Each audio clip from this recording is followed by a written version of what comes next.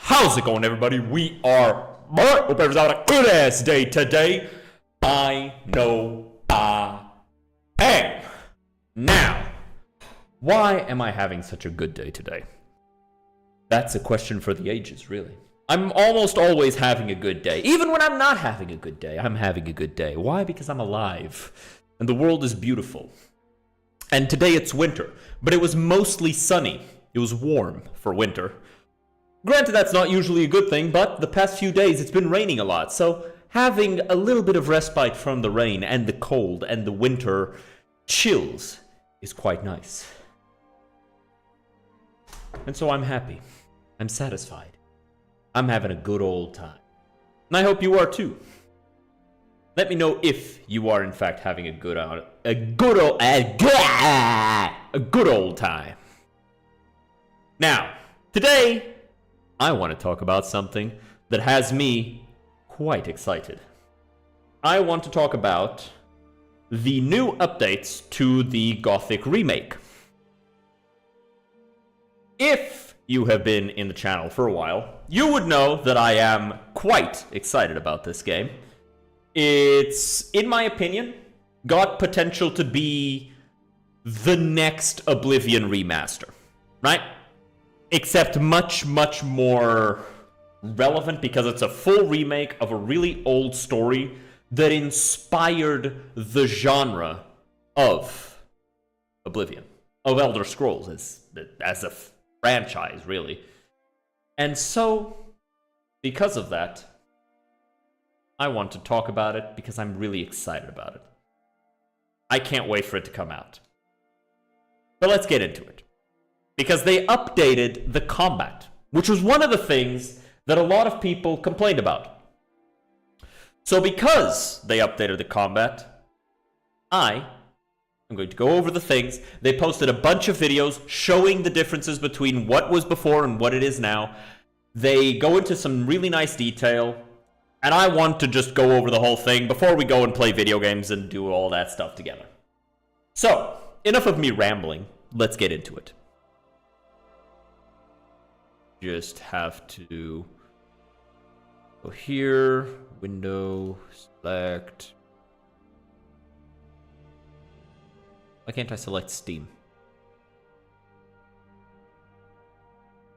There it is. There it is, because it wasn't on Steam. I'm dumb. Anyway, let's take a look at this. Locked. Okay.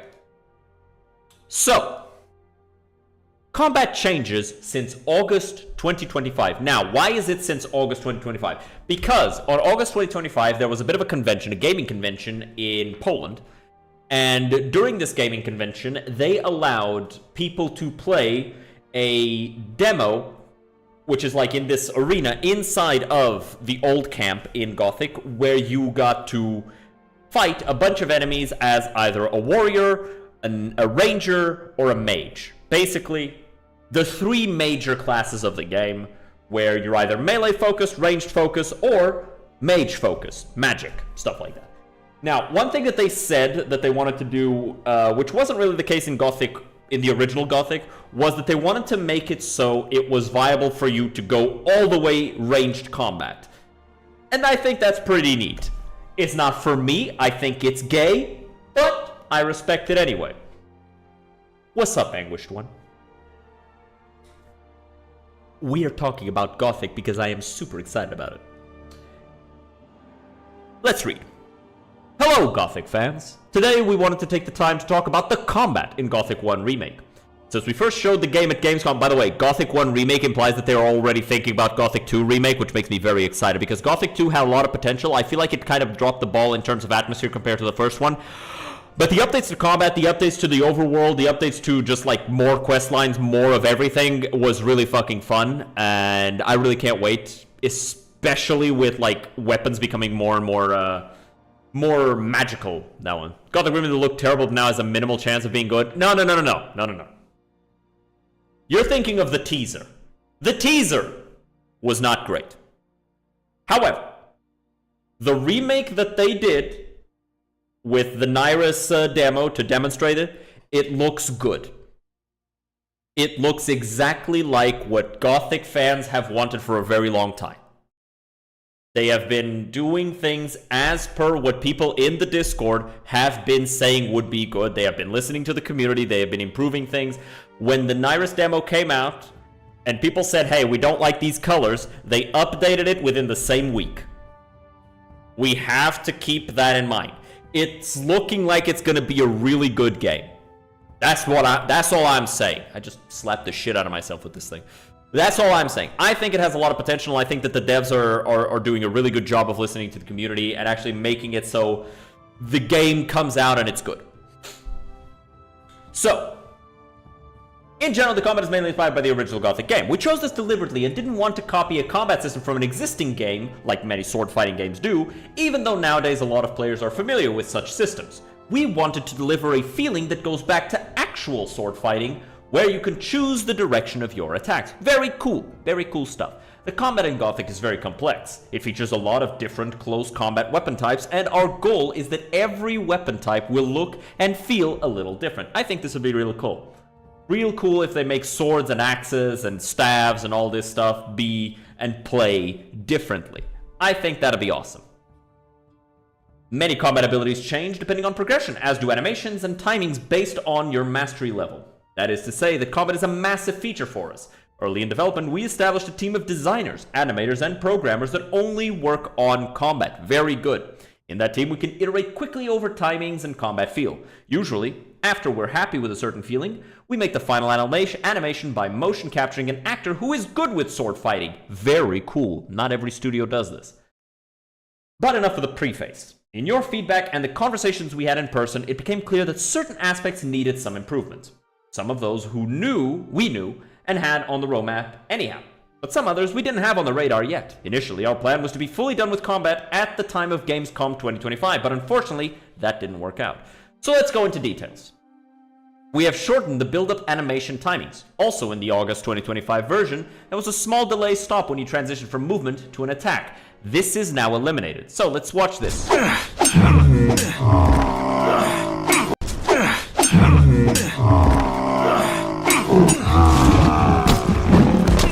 Okay.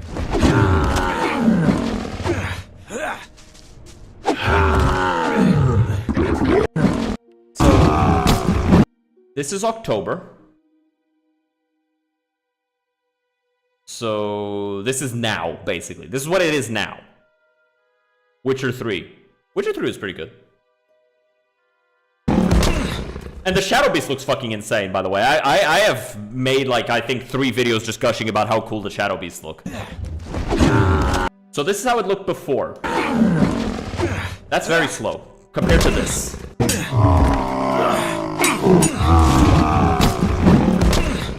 Okay. I like the combat being faster. I like it being faster, but still being grounded. I like that. And I like the look of the sword. I think it's long enough for a one-handed weapon. I'm curious about the, old combat looked like Witcher 3. The slow one? The August one? This? Yes.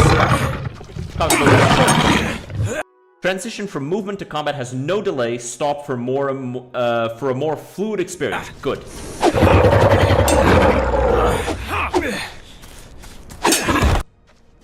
I like this. I like it being fast, because if you're athletic, you go from movements really quickly. You can move back and forth. It's not like, this. This doesn't happen, right? You're not like in the middle of a movement and then you have to stop that movement to start something else.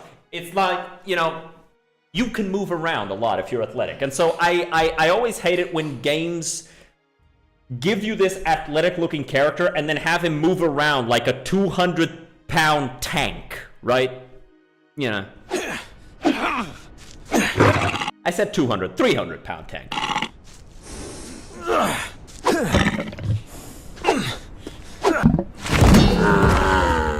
Oh.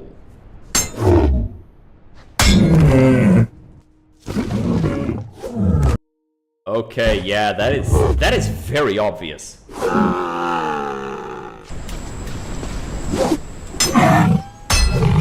Aw, poor doggy.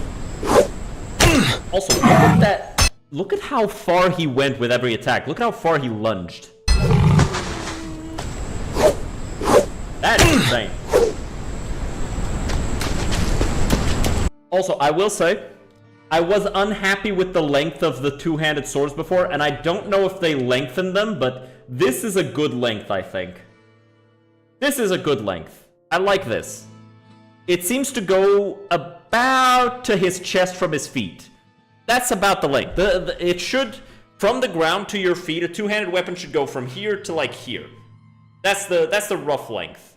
So I like this length. I hope there's some that are longer, but I like that length.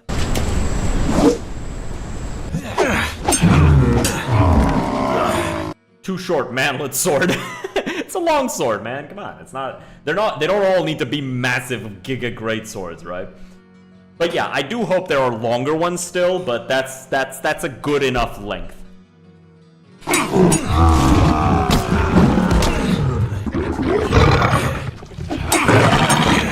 That is a big difference. That is a very noticeable difference and a very nice one.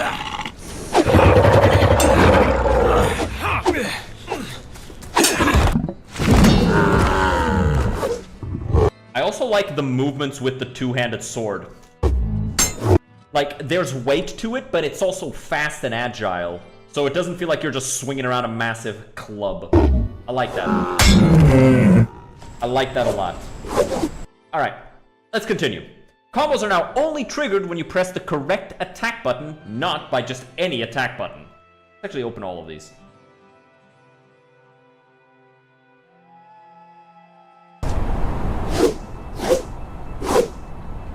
Okay.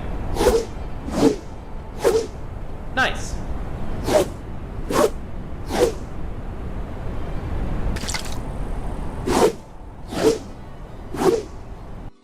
Very good. I made my girlfriend play the Gothic, the Nyrus demo. The first thing she complained about is like, why can I just press the same button again and again and again? Because that's a bad thing. You shouldn't be able to do that unless he's just going to do this, right? And that shouldn't be a real combo.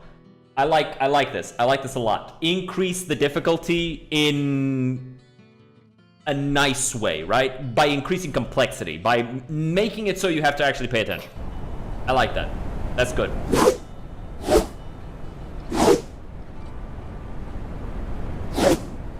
Very nice.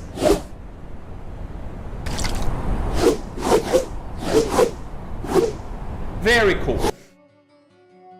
Next one. On levels higher than untrained, you can now interrupt with a dodge or block during build-up or recovery from a hit. Very, very good. It takes away the necessity to just turtle up and wait for the enemy to attack you. Because enemies were able to interrupt their attacks, but you weren't. So that's not good.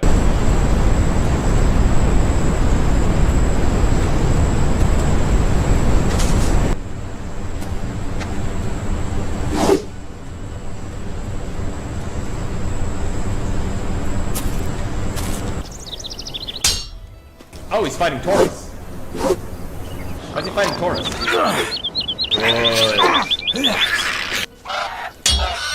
Very good. I like seeing this. I like this a lot. Very, very cool. Dodging can now be triggered while blocking. Very nice. Because some attacks can't be blocked. And so if you see that the enemy's going into it, it's nice to be able to... There's a fucking fly that won't leave me the fuck alone. It's nice being able to just get out of the way, right? People aren't tanks. People aren't, you know, these massive fucking vehicles that need to be expertly piloted. No, people can just naturally move out of the way of things. So I never like it when video games won't let you fucking move just because, oh, you're doing another thing. Motherfucker, let me move. Yeah, that's very good. That's very nice. Also, notice how... Hold on. I'm pretty sure that's the same armor. But in this one, he doesn't have gloves, and in this one, he does. Could maybe this is the shadow armor or something? I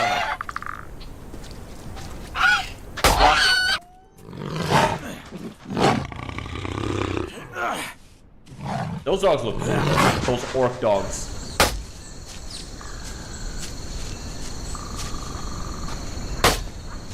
Very nice. Kill you. Kill you. Miss. Damn. Ow, got shot. No, don't fight Diego!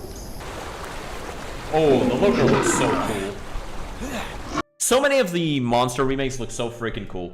I only dislike the like flying one, like the little fly bug, because they made it look demonic instead of making it look like a, you know, giant bug. Very nice. Are those also meant to be lurkers? I guess this was the old version of the lurkers. The August version of lurkers, which just looked like crocodiles. These ones look much cooler. I like that. Now, next one. The camera to lock on an enemy has been improved in order to be more focused and clear. Okay, this looks good. And you can block attacks from animals. I hadn't noticed that until now. That's actually fucking huge. You weren't able to do that before.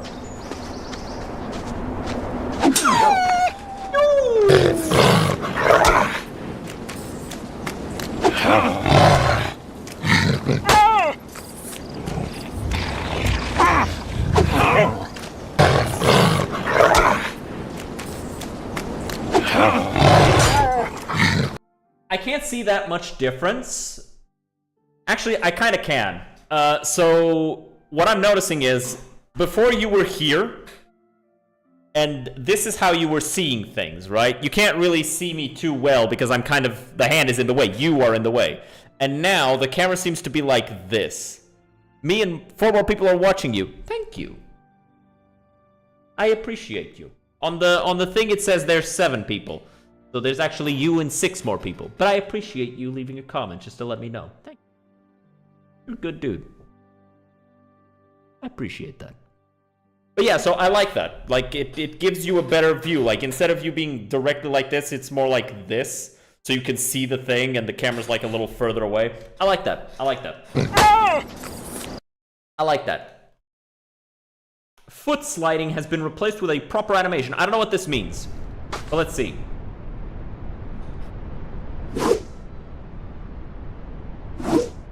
Oh, it's when you'd make an attack and you would just slide forward. Now he actually is stepping into it. Damn, shake that dude. Get his ass. Oh yeah. Oh yeah. Oh yeah. Yeah. Yeah, that is very obvious. Holy shit. Is the distance the same? Yes, it's roughly the same distance. But now he's moving his feet to accompany the attack. I like that. I like that a lot. I like that a lot. That's real nice. Oh, hey, that's me. Added finishing attacks that complete combo chains and can apply a knockdown on enemy. I'm curious about this because before there was the attack that finished the combo that you could do, but it didn't really do much other than just finish the combo. It didn't even do that much more damage. Alright.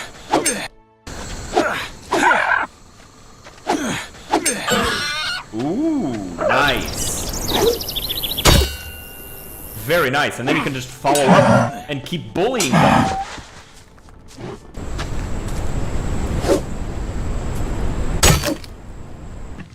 Hey, you knock the motherfucker down, you just keep beating his ass. Just keep wailing on him. Also a really cool way of letting you control the fight. Like if you're fighting 2 or 3 enemies, you just knock one down and then you just keep fighting the others. Woo! Very cool. Very, very cool. Last two. Specific attacks can knock down the hero. Let's see this. Bro, come on. Lock in. Okay, it's the same attack that you would use. The enemies also have it. I like that. I like that. I like it because it doesn't make it feel unfair.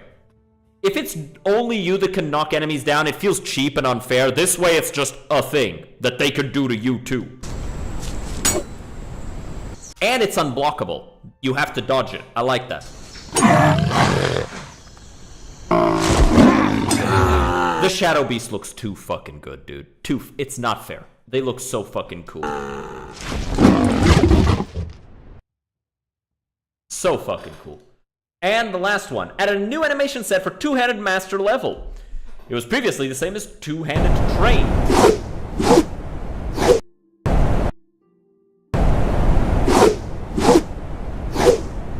Very nice. I commented that this looked good. Also, that two-hander looks nice. Subbed and liked. I appreciate it. I hope you enjoy. Welcome to the hill. The ant hill. I'm an ant. An annoying ant. And yeah, this was the same animation as Trained.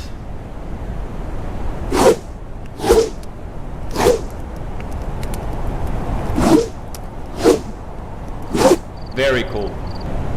I like this a lot. It's actual longsword fighting. It's not the most complex. It doesn't need to be. But it looks good.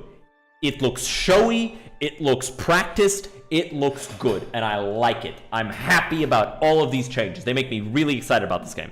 Most of these changes were already fully implemented in the playable demo that was shown at PGA in Poznan, Poland. Additionally, we are looking into which attacks can be blocked and which ones are not blockable. And an ongoing effort is to further improve the AI in all phases from taunting to actual combat. We are eager to hear your thoughts and treat this always as valuable input for our designs and implementations. We are still working on further improvements and tweaks, but we hope we gave you some better insights into what's happening in the combat area. Now, this makes me really excited, and I have been begging the devs to just let us play the combat demo on Steam. I've been begging. I've been on my knees, bro, for this shit. On my knees. And they still say no. It's bullshit. It hurts my feelings, bro. Hurts my feelings. Hurts my feelings. Because, like, what the fuck, man? Not all of us are Polish. Not all of us can go to Poland. But we love the game still, and we want to participate, and we want to give feedback, and we want to play. Please, bro, please. Give it to us. Please, come on, man. Also, I think it'd be awesome if they added, like, a multiplayer arena. Just an arena where you can, like, play with other people. I think that'd be really cool. Because the combat is simple, but it looks like there's a bit of a rock, paper, scissors things going on. Where light attacks beat dodging, dodging beats heavy attacks beat blocking, blocking beats light attacks. And it's really fucking cool. And it makes me think of Eternal Crusade, which had a melee system that I really liked. It could have been improved to some extent, like light attacks could be a bit faster, heavy attacks could be a bit, nicer. But overall, it was such a nice system that I wish that they had implemented in Space Marine 2 PvP. Because if they had, I would play the shit out of that. But instead, the melee in Space Marine 2 PvP is literally just whichever one of you presses the attack button first wins. And that's not fun. Like, blocking isn't a thing, parrying isn't a thing, heavy attacks are meaningless. It's like, come on. You gotta add that. You gotta have that little rock, paper, scissors game going on. Where, light attack beats dodging, dodging beats heavy attacks beat blocks, blocks beat light attacks. That's Gothic, right? In Space Marine 2, it could just be light attack beats heavy attack beats block, block beats light attack. That's it. Or, add the dodging as well. Regardless, I started ranting about Space Marine 2 and I didn't mean to. This is a video about Gothic because I'm really excited about it. And I say it's a video because this is going on YouTube, of course. But I hope you guys enjoyed me ranting about Gothic. I hope you guys enjoyed the little background music. I like having these themes playing when I do the YouTube videos, and so I have it playing during the stream as well when I'm talking about this stuff. I hope you enjoy the mustache. I hope you enjoy the stream. I hope you enjoy the channel. We are now going to go play some Rogue Trader with the YouTube people. You guys have a good day. I'll see you guys next time. Have a good one. Cheers. Alrighty then. Now that that's over with, we're going to jump into some Rogue Trader. The people watching the stream on YouTube should stick around because that's not going to end. But, you know, it's going to be a YouTube video, and that's who I was talking to right there. That's who I was talking to. That's who I was being all sexy and seductive for. By the way, do let me know if there's like any audio or problems or anything like that, because you know that shit's important to take care of, like as it happens. It is very important. Otherwise, I get sad. I get sad if stuff doesn't work right, and then nobody tells me.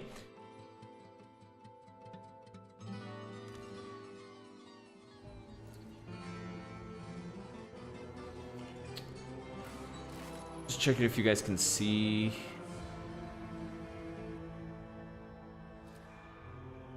Waiting.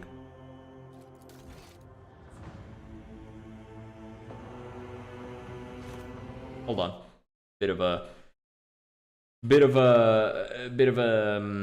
tech issue there. Hold on.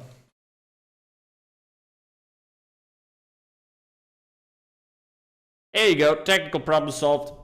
We're going back in. Or jumping back in. Took me like 5 seconds to fix, but still. My bad, guys.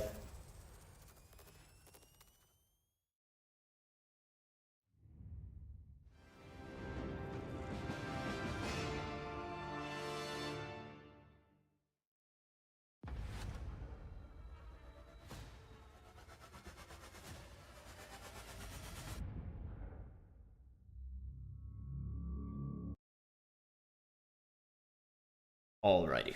So, we are playing a heretic noble, I think? Or was it... No, it was a criminal. Or was it a priest? I forget. I forget.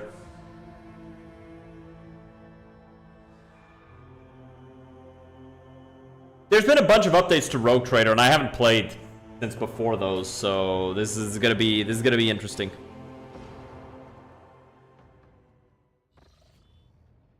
Alright, so, first things first, let's see all of the things that can be purchased after the update, because they might be here, or they might be... Alright, got all of those.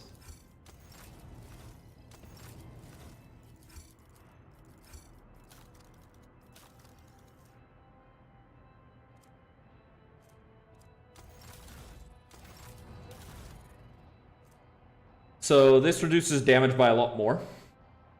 12 on port and starboard, 5 on fore and aft. So 4 is front, aft is back, port and starboard are left and right. So yeah, we're gonna equip this. Extra hit chance, way less crit chance. I do like me some crits, but always hitting is real tasty. Short range dorsal plasma macro cannons require 8 shots, dealing 10 damage per shot. So that's 80 damage total versus short-range dorsal macro cannons, which 2 shots, 21 damage each. They seem to have changed some stuff here. Huh.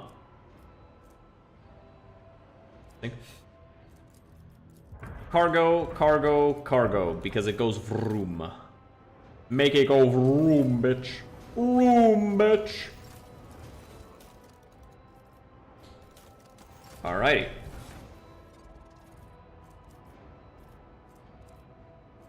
Psyker's breastplate.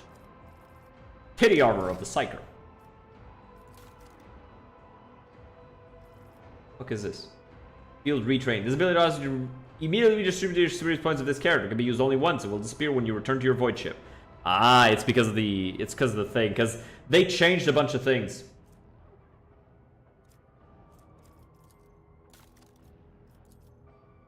They changed some things. They updated some of the older classes.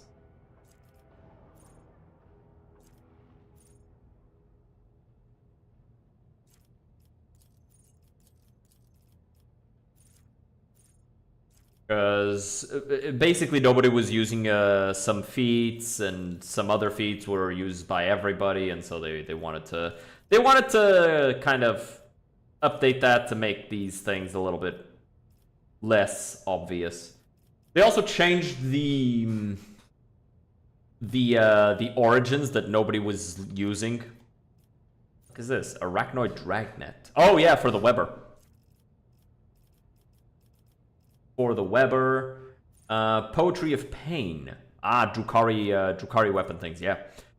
Characters Drukhari ranged weapons deal 20% more damage for each damage over time effect the target is suffering. Very cool for, what the fuck is that name? Very cool for the Executioner class. Echo Pulse. Enemies hit by this character's arc rifle suffer a number of Echo Pulse stacks equal to 10% of the damage dealt. Those stacks last until the end of combat. What do these do? As long as the creature suffers a number of permanent damage over time. That's actually crazy. Enhanced Splash for Plasma. External Power Block. That's for Plasma. Flame Weapon Expert. Yeppers. Liturgy of Insulation for the Arc Rifle. Becomes the secondary target. They do not suffer damage. Very good stuff. Melter Weapon. Yeppers. Overclocking Module for Arc Rifle. Piercing Charge for Plasma. Overpowers for Heavy. Plasma Bank. A lot of stuff for Plasma. Promethium Treatment. Fire damage suffered by enemies currently immobilized or slowed by this character's Weber is increased. Ooh. Residual Charge. Whenever this character hits a target with an arc rifle, they gain +1 residual charge. When reaching 10 stacks, they immediately get an additional attack with the arc rifle. Oh. Very cool. Very, very fucking cool. And what's this? Safety Training. Character only suffers 25% of the damage dealt by plasma explosion. The damage bonus from each stack of plasma cell overheat is increased by 5%. Cool. Cool. Very, very cool. Very cool. She apparently has a new racial talent feat that she can take.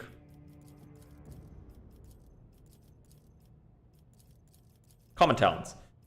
Path of the Outcast. When Early kills the target with a single shot attack from an Eldari weapon for the first time in a round, she immediately gets an additional attack. That's fucking sick.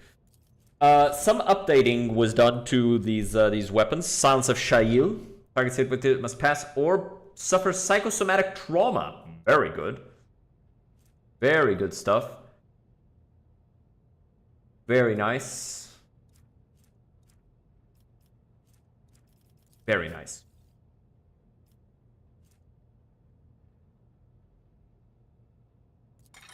Yep, I'll take that. Abelard can have this.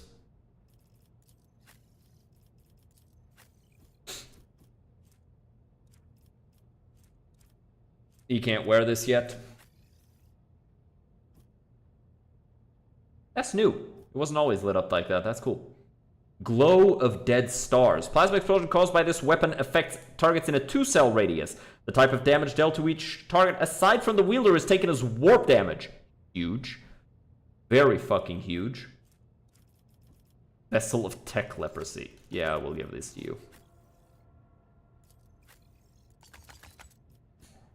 Very cool.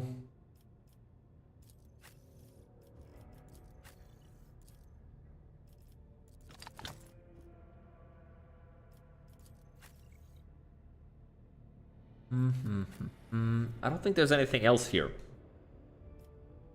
that I really want to look at.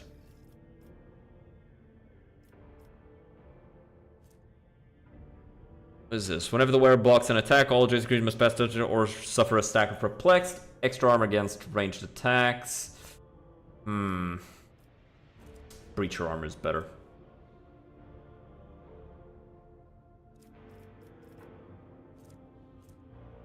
After using run and gun, the wearer gains cover efficiency.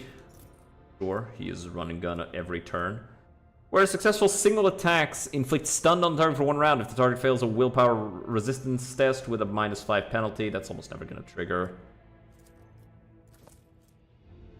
Focus Melta Gun. Who here can use that?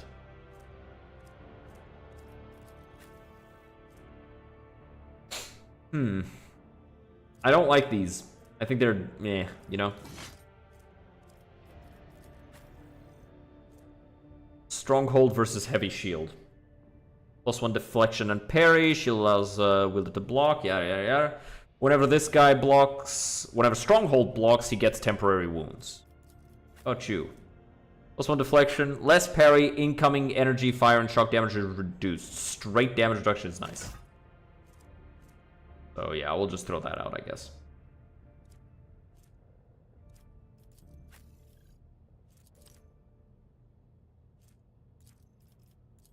Nobody here can really use Melta.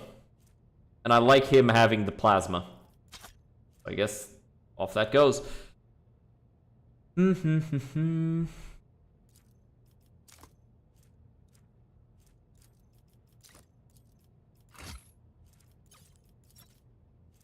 Psyker's Breastplate. It's pretty good. Reduced chance of triggering psychic phenomena. Yeah. Yeah, it's good. Good stuff. Alright. Onwards and forwards. Actually, hold on. Let me see if I can throw any of this stuff out.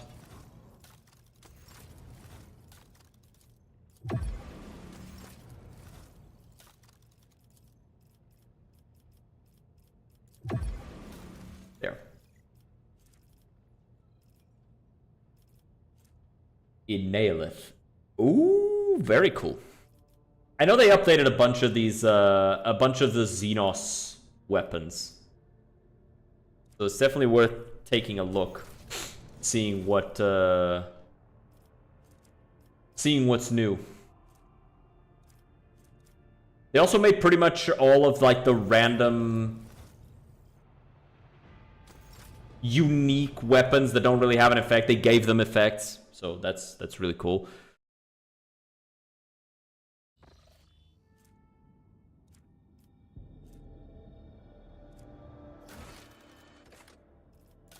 Ooh, that's a cool little thing.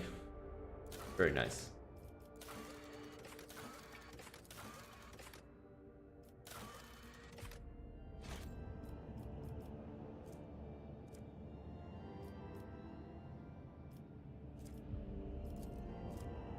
What's this unforeseen event? Was this hallowed railway or a thousand-faced relic? They also reworked a lot of this stuff, but we kind of spent a lot of it already, so, you know. What's this one? Needs phlogiston to do it.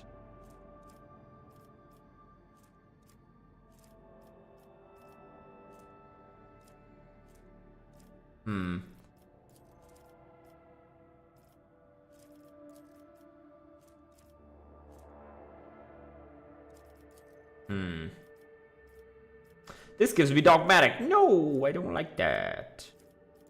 Got this one. Yuppers. Rose of Samarkand. Oh, nice. Because that's for everyone, not just for the rogue trader. Casbalican auction, scriptorium schools. Lose profit factor, but increase efficiency for everybody.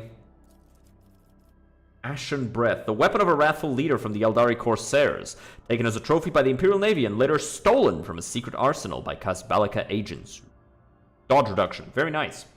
Very nice for something that hits really hard. We'll go with this one first. Lord Captain, the Astropathic Choir has caught glimpses of horrifying visions coming from Vebus 6. Something has breached the colony from underground. Soon after, a new sector of deep tunnels had been put into operation. It was overrun by monsters. They lurk in the darkness, swarm in the shadows, attack quietly and leave nothing in their wake, consuming flesh, plasteel, and rockcrete. The churring of 1,000 claws heralds their approach, and desperate cries can be heard in the silence of the tunnels. Praise be to the Golden Throne, these creatures do not seem to be interested in getting to the surface. However, they have seized several active mines and are doing Emperor only knows what to them. What are these creatures? Few who have faced them have survived to tell the tale, so the information is scarce and hardly reliable. Their accounts, if you will, are a jumble of facts mixed with wild speculation. The frightened workers call these monsters a swarm because they crawl along the tunnel like a wave. They say that the enemies are vast in number and resemble insects. One of the fortunate survivors, mad from the horror, emerged from the mines holding a wrench engraved with strange markings. The pattern was exactly the same as the one the mad convicts had been etching into the walls. But think my advisors. The threat is unknown. Establishing the nature of the threat is the top priority. Collateral losses are insignificant. Requesting authorization to coordinate an offensive operation to be carried out by penal battalions in order to determine the nature of the attack. We have to block off this threat and protect the people.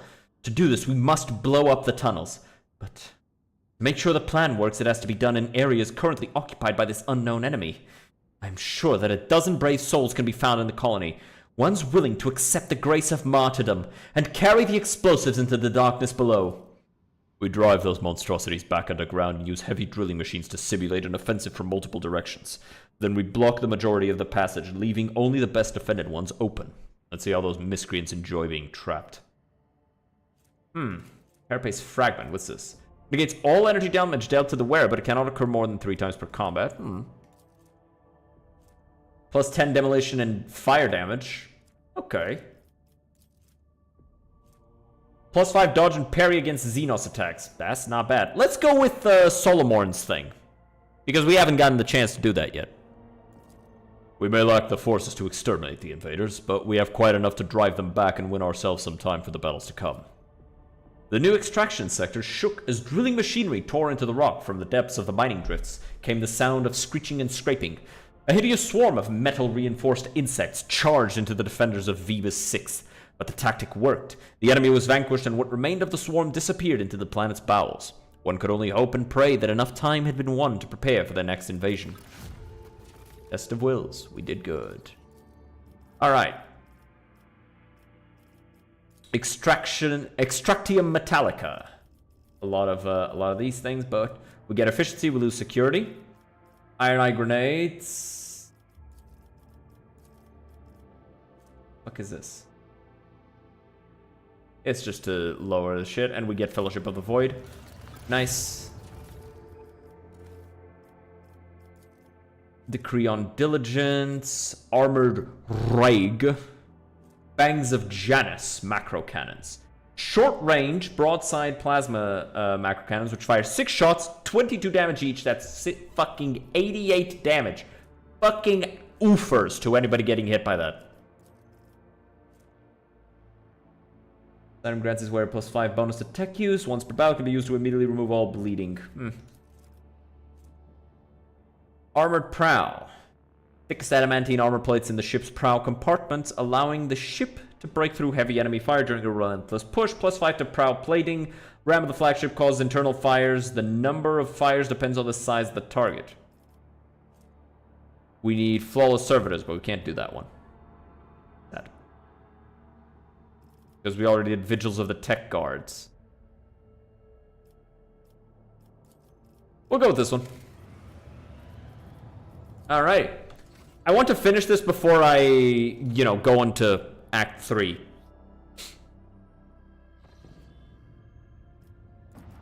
Check out this Ice World unforeseen event. Also, I wanted contracts. Contracts here that I can do. Hand of Avolius.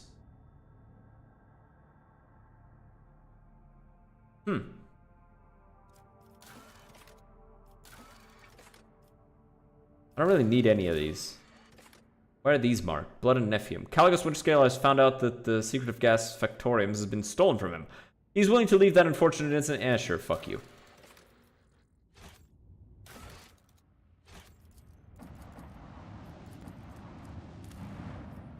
What's this? It looks like the Pilgrim's records were true. Your augurs managed to locate the shapes of several Imperial buildings under layers of snow and ice, though one can only guess what purpose they used to serve. Develop a plan for changing the planet's climate without support from the Imperium. After deliberating, the senior officers unanimously decided that only the Adeptus Mechanicus possess the technologies required for a project of such a massive scale. The rogue traders should contact their representative in the Karnus Expanse and secure future cooperation. Interesting. Oh, we need phlogiston.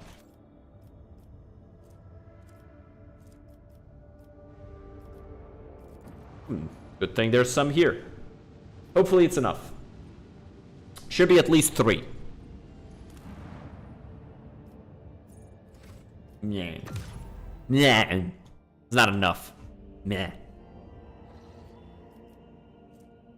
Plasteel, provisions, promethium. There's phlogiston right here. Whee! Alright. These guys have finished. You need people. Finally caught this fucking fly. You're not done. You're not done. You are done. So either underground workers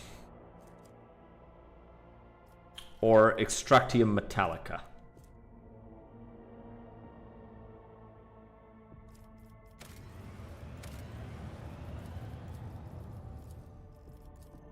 Okay, that was weird. Lord Captain, a strange anomaly has been detected on Kiabagama. A series of orders defined as Procedure 0C has forced itself into the production algorithms. The servants of the Omnicide define its execution status as most sacred, and therefore follow its instructions to the letter. In just one cycle, cells were erected in all the manufactoriums connected by cogitators, or more precisely, their computing channels. This network forms a pattern similar to those applied to the digital cells of machine spirits. The OC procedure commands Magi with an above-average psi receptivity index to enter the cells. Those tech priests who take their seats in the cells fall into a blissful data dream and begin to sing binaric hymns, very similar to those that periodically whirred from the warp box of Cubus Delphim. My mustache is itching my nose. The performance of the manufactoriums has dropped. Many of the machine god servants have abandoned their posts and are pleading for the privilege of fulfilling Procedure 0C, but the enforcers have taken custody of the cells and ward these volunteers away from them. What do we know about this procedure? Could it be part of Delphim's legacy? We cannot trace the source of the signal that activated the procedure or identify its purpose. The tech priests oppose the idea of studying the procedure as it violates the sacrament. Supposedly the minds of the Magi immersed in the cells are involved in some grand-scale computation. The servants of the Omnicide have tested the planet's cogitational network 7 times with purifying algorithms of varying degrees of severity, proclaiming it clean. Your most trusted servants, those toiling in the secret workrooms on the planet, also found the code of the procedure free of corruption. We're highly keen to learn more about it. Perhaps my advisors have a few words to share. You say these cells need to be filled with high psi sensitivity tech priests. Sure, but why use our own servants? Just check out a few remote stations and outposts. Look for cogs who were banished as unfit, and you'll find 3 times as many more suitable candidates than in the manufactoriums. Psi receptivity rarely goes hand in hand with high rationality, and such tech priests often end their careers in some backwater. They are singing. It is surprising that your race was able to achieve such a harmonious form of interaction with crafted tools. Fuck off! My kinsmen too use psycho-acoustic harmonics to guide our creations. I'm not a bone singer myself, but I might be able to tell your servants of certain principles that define the sound of the universe. I find this sacrilegious suggestion to be in breach of the Data Unity Protocol. Shut up, Pascal. Bitch. A signal seemingly from nowhere that has the highest execution priority. A perfect weapon for capturing a planet. It should be anathematized, and I am ready to summon a cadre of competent Texusists from the Inquisition. Armor of Refraction. +1 deflection, plus 10% armor if the wearer is moved during their turn. I usually move a lot. And deflection against human enemies. Not bad. All allies deal 15% of their logic damage as... Deal a 15th of their logic as percentage damage increase, more energy, and machine damage. Not bad. I don't want to get rid of this. More damage to machine necrons and targets with the reject the flesh feature. Even the ominous metal spirits do not dare force their will upon the rogue trader. This will be nice for Pascal, who deals energy damage. I'll take this one. They will be glad not to feel like human refuse for once. For a small fee, the dynasty managed to purchase many ineffective servants from the Adeptus Mechanicus that demonstrate increased psi receptivity. They were placed in the cells, and Kavagama's production rates were not harmed. Procedure 0C is being carried out without fail. The binary trill rings throughout the world's noosphere. According to yet another inscrutable directive, an enigmatic object was delivered to the rogue trader's residence on Kavagama. Interesting.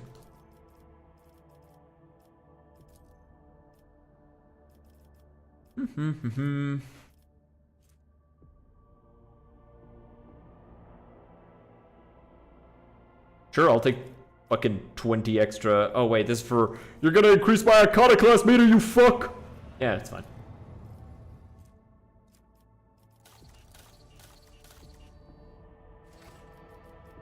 Alright, we're gonna go in here and see about that phlogiston. Hopefully it's 3. It's 4, actually. Boop. What? Bro, am I high? What the fuck?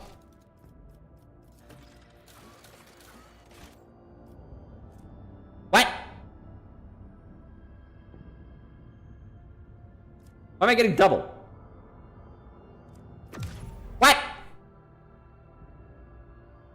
Whatever. Let's just go to that ice planet.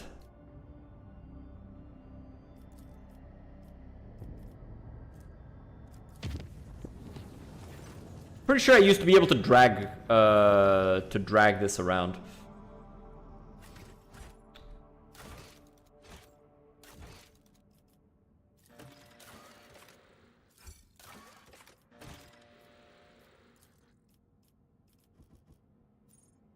Why? I wasn't remembering. In Drusus's footsteps or shrine? We're gonna take shrine because Epiphany. Killing an enemy with charge takes away the cooldown. Very good. Oh no, my profit factor. No, the currency thing. No, I'm spending the currency. No, spending money. No. Ashen Breath. Alright, the only one that's missing is Underground Workers. Yeah, make those bitches work underground. We need some mechanisms to do that one. This will give you some mechanisms. Will give me some mechanisms as well. Let's do this one first.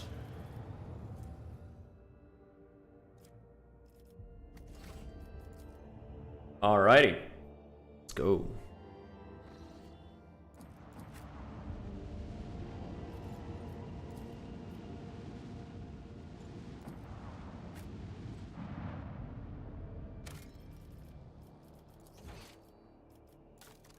What's the quick save button? Quick save is F8. There.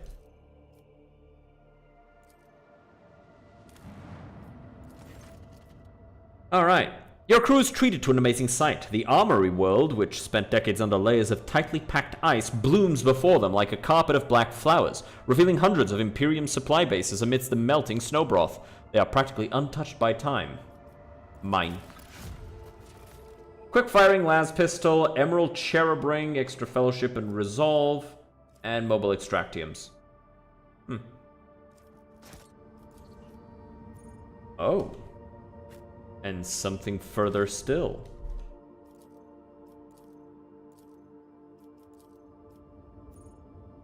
Oh. Interesting. Very interesting.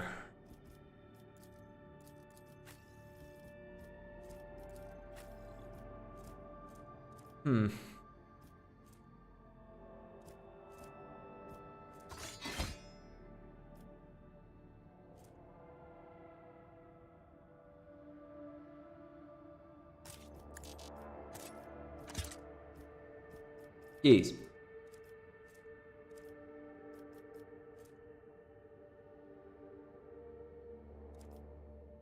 She's got that plus 20 to all skills. She is the one in our group that's meant to be doing all the skill checks, so... Oh, also, this is a new thing! Yes! Yes! Fucking A, man.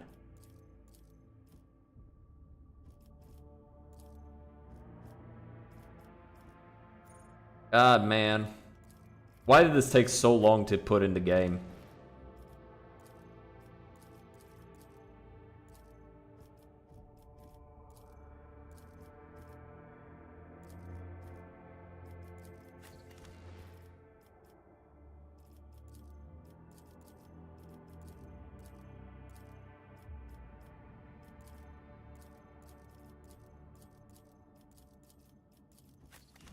I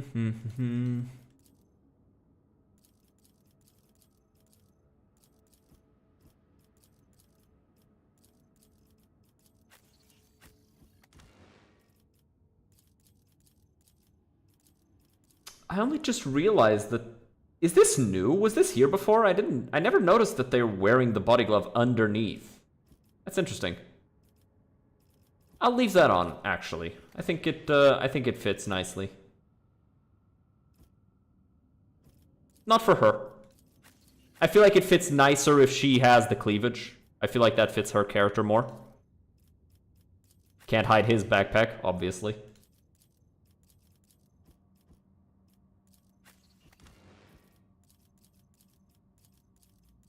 Her backpack needs to be there, and sure. Keep the helmet.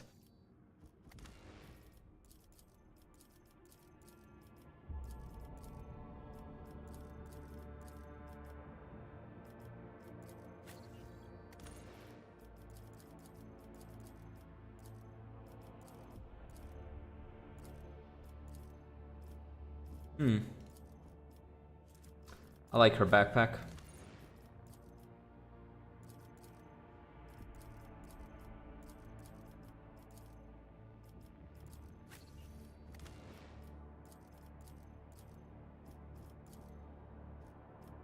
Cool.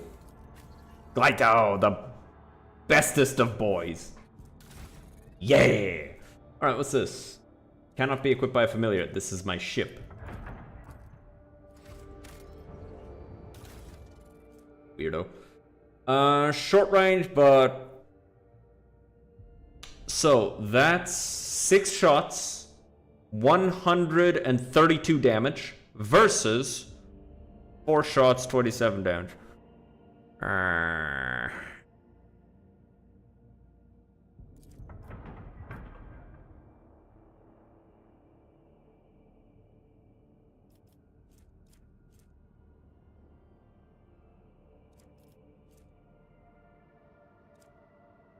We need to be able to use this, though. So I'll probably want like actual macro cannons on top. I think that's how we should be going about that.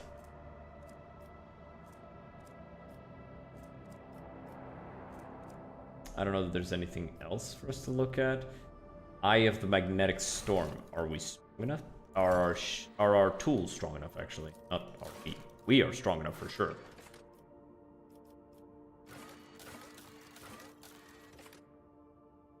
Pardon.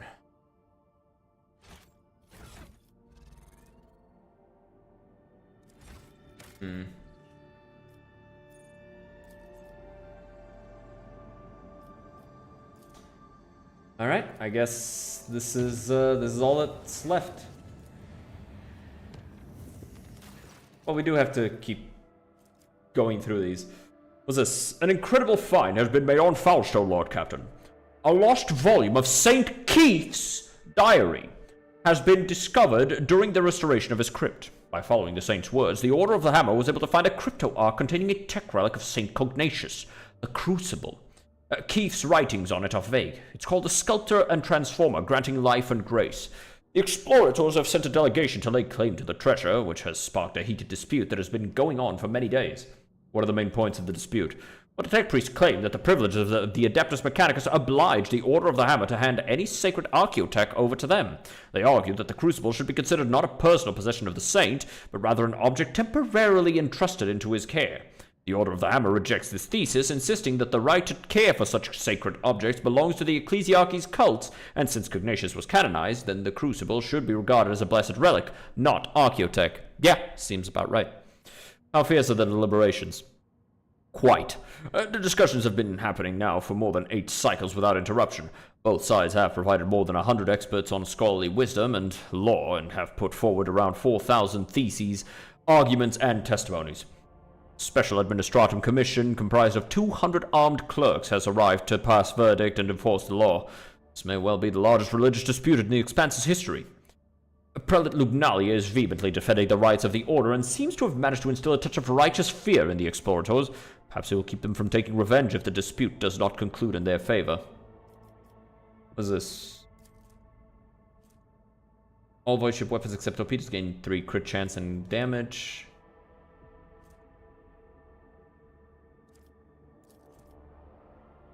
Ignatius Scriptures, Extra Lore Imperium.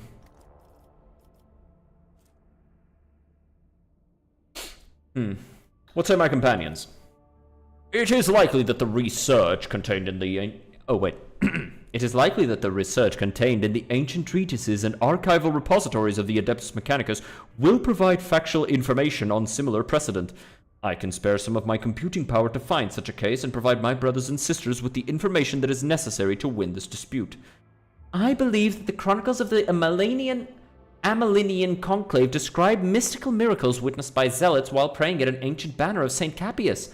Should the crucible perform a similar miracle, then no doubts will remain that it is indeed a holy relic and not the property of the Adeptus Mechanicus. Shireen, do you know the best motivation to make your enemies ripe for the compromise? The danger of losing any sort of benefit. It is within your power to take the crucible for yourself using the privilege of your warrant if you so desire.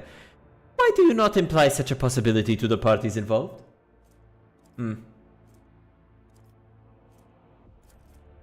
What's this? Hammer on the cog. Medicakes always heal 3 times the iconoclast rank more wounds. By humbling the monks and tech priests, the rogue trader has gained a reputation as a great mediator.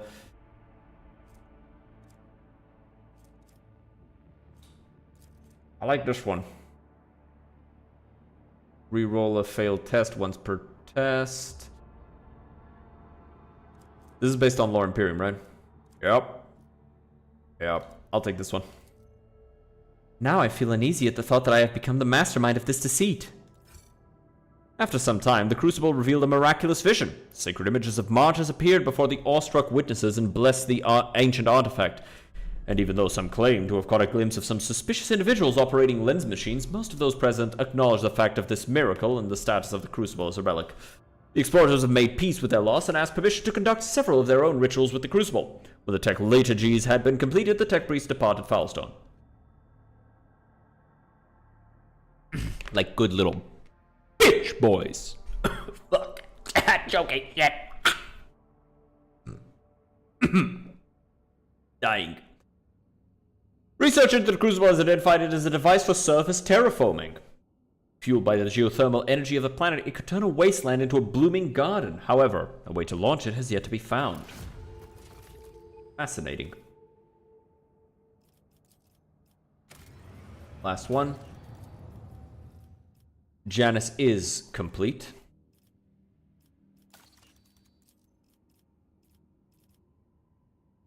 Yeah, there's the Kazbalikan auction.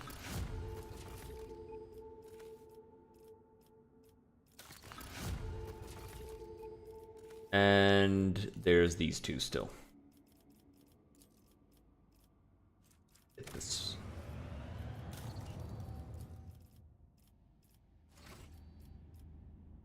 Alright, yeah, right now we just need to be going back and forth a bit.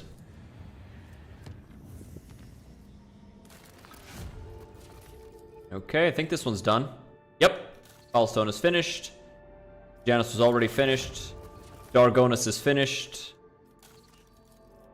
Vebus 6th is finished. And Kavagama has one final one. Decree on Diligence. is now going to be finished as well.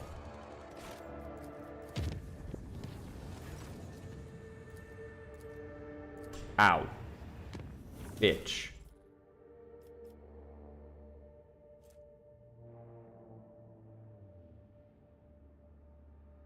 I'm gonna replace the Howler cannons, because the damage difference isn't so much, and the long range is nice to have, but it's not like it's so meaningful. And there it is. All done. Okay, let's go onto the ship, because I want to see what I can buy now with all those rep changes.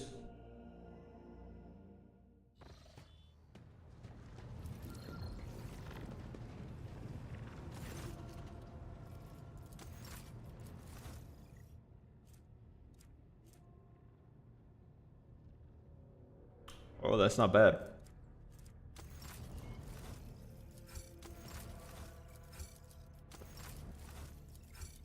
Okay. Now, let's start with the ship. Void Sunder Lance Batteries. That's just a straight upgrade. Medium range, wide firing arc. 19 speed, low acceleration and braking, significantly reduces the flagship's maneuverability. I don't like that one. That'll actually get me hurt more often than not. And yeah, we'll take that insanely good shield.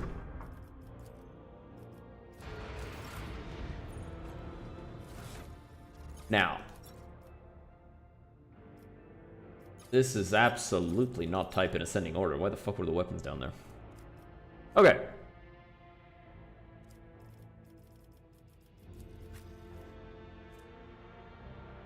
I like you with Scorpion Sting and Biodagger.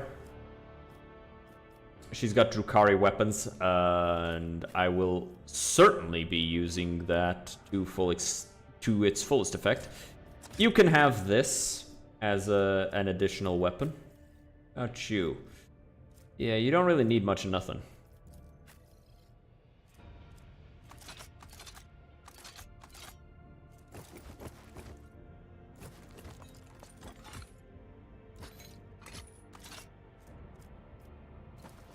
Okay.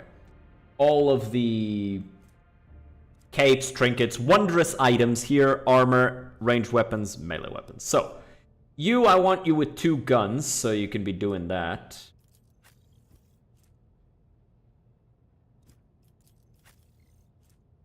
You don't really use those. Sniper, also sniper.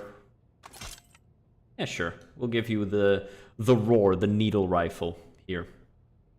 Targets by this rifle are forced to move 2 cells away from the shooter. Not bad. Not bad at all. She does need a sword, but she doesn't need 2 swords. She just needs 1. And yeah, the Biodagger is just better.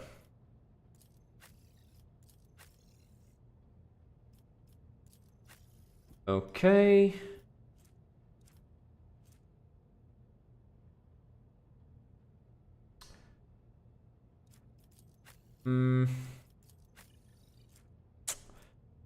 So, Bloody Sacrament.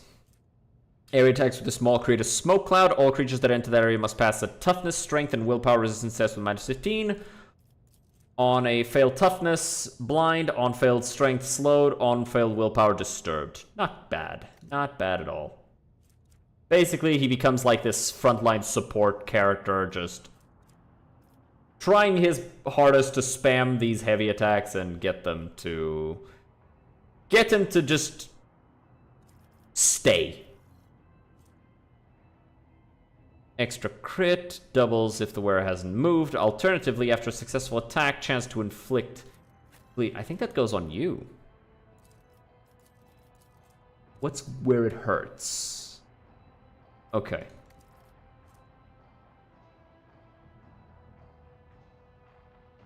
Okay, that's actually really strong. What's your lore Imperium? Not that high. Who's the highest lore Imperium in the party?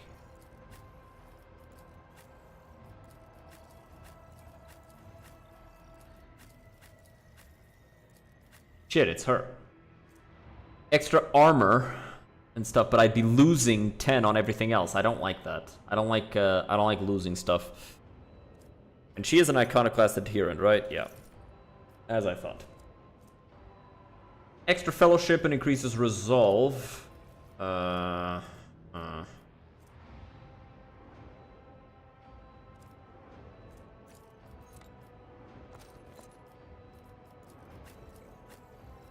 You are our sniper.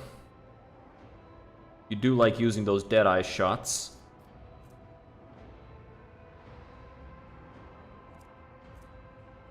Once per battle, whenever the wearer kills their target with a melee attack, all enemies suffer mental damage.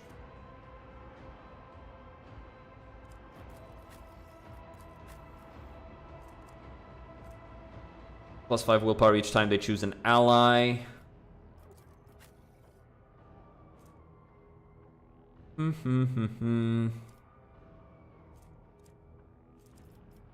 Damn, do we actually not have anybody whose Imperium, whose lore Imperium is high? Damn, kind of sad. Bunch of heretics. After successful attack, actually, I just realized this is attack. Huh.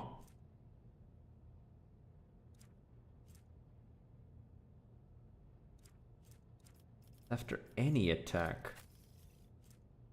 Run and gun increase.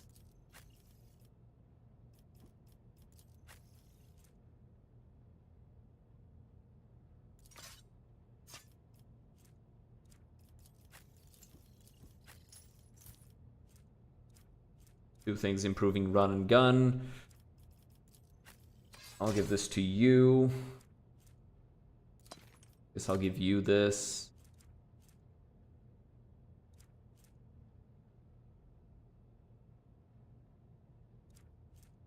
I'll give you this, I guess. Lore Imperium increases his armor and stuff.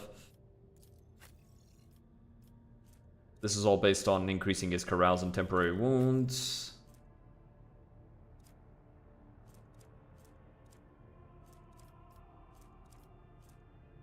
And this is for medkit spam. Let's take a look at this shotgun. It's stronger.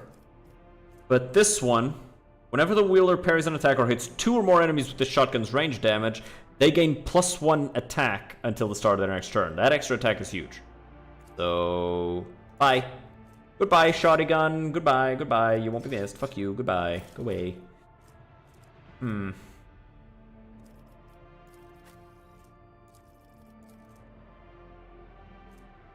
Willpower. His willpower is pretty high. But getting extra willpower for supportive castings on the support class is huge. So, yeah.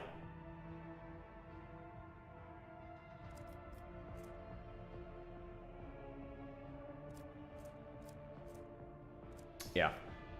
So, yeah. I don't know who I put this on, though.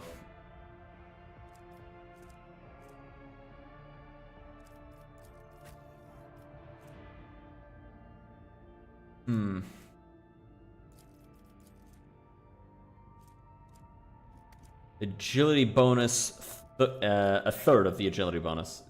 Same on him.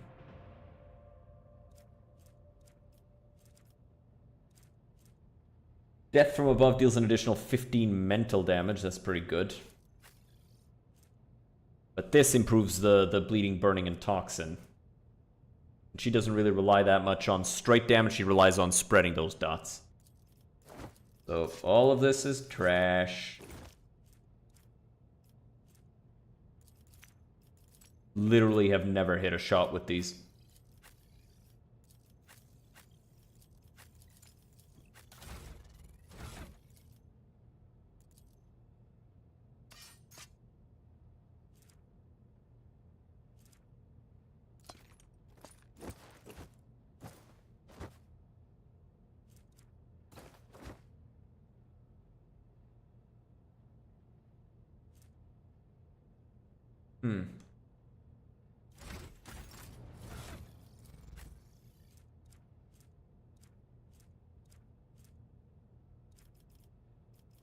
Okay.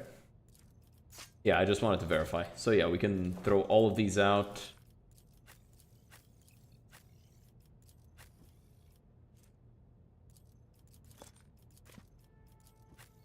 I'll give you these things.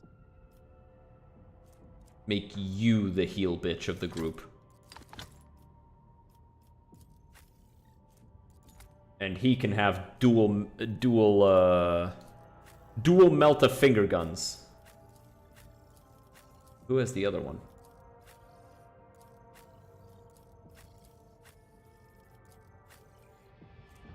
Oh, there it is. Yeah. Dual melta finger guns. Bro goes like this and just started. You can keep this one, actually. Wait, which one is this? Wait, no, that's versatility. Actually, oh wait, actually, hold on. I lied. You can't have those.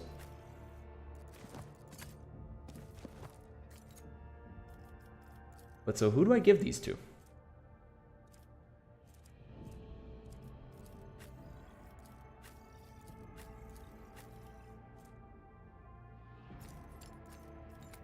Actually, yeah. Yeah, actually, yeah.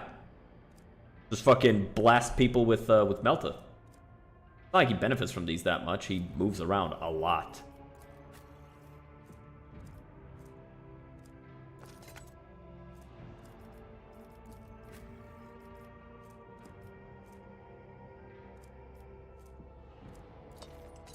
Give her this. She has high enough lore Imperium to benefit. Even if it's only 7%.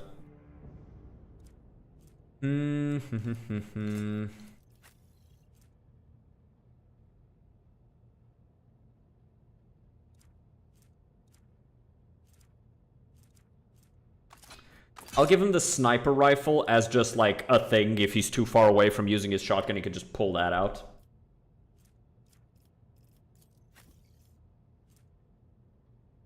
I like Epiphany.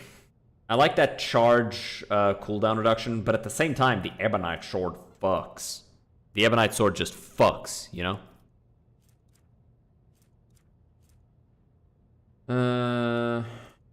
His is better.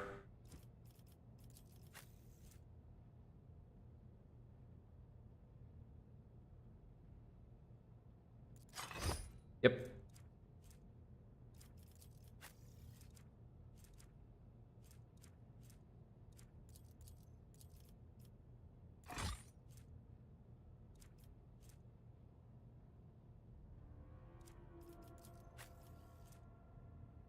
I'm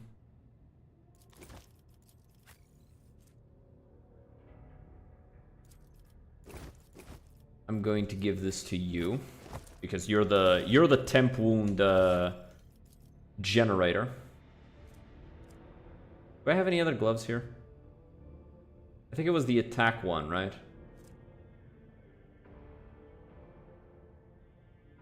Yeah, these are it. Sure. The ability to spread some bleed with your shots is nice. And he is an adherent dogmatic, so that's actually pretty good on him. All right.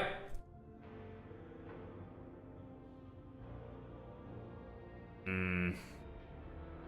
15% cover efficiency when in cover after using run and gun, but he's never in cover, so. Hold on, there's a cape here. Death from above, yeah, we already went over this. Okay. Cool.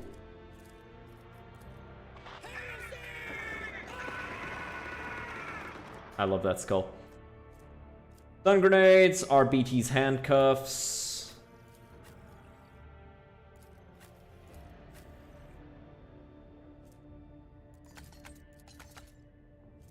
Actually, I'd rather you have stun grenades. You're having grenades.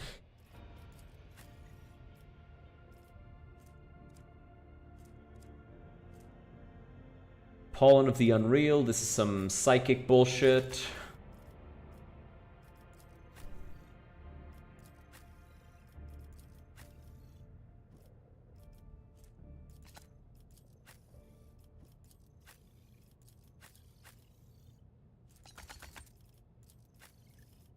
Yeah. That works. Let's go. Finally actually playing the game now. 1 hour later.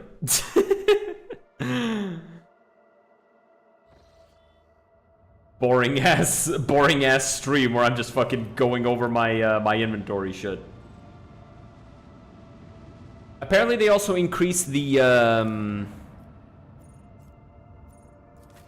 stuff that the pet guy has, so we're gonna check on him as well. Check what he has.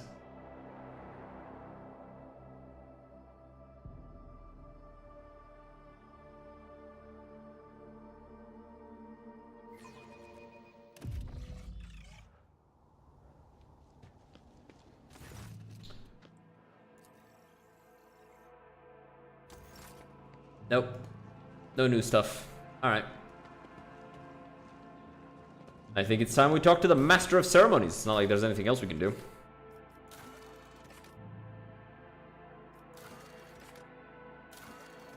Yeah. All contracts done. All rumors handled. Let's go. You have been entrusted with arranging the festivities. Oh, I have indeed, your lordship. I've been given the high honor of being steward of this eminent palace and on occasion of your lordship's accession.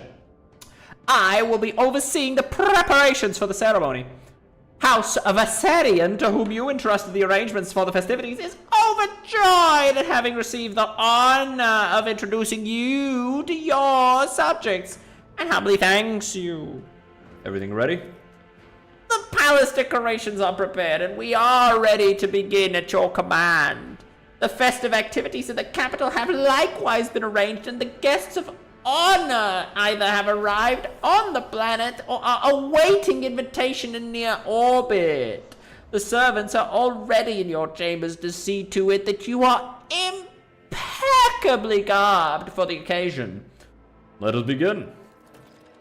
May the Emperor be with us this day.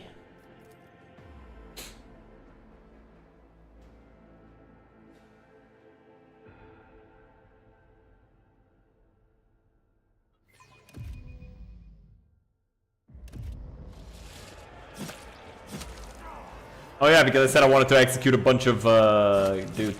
Rejoice, von Valentius subjects! In honor of his ascension, the new rogue trader generously showed you his favor!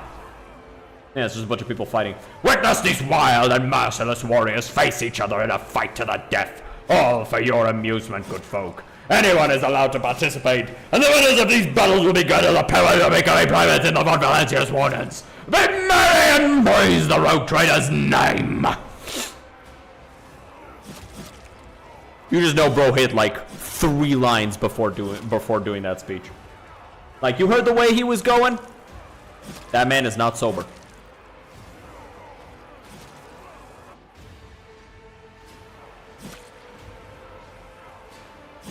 Damn, that guy won.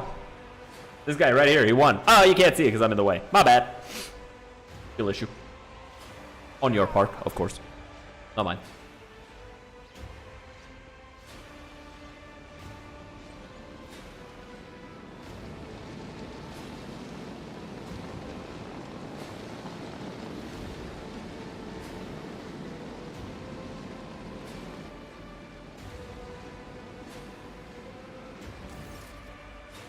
The crowd below is roiling, the electrified exultation filling the air of Dargonus. Thousands of throats chant your name. You are at the apex of this world and all others.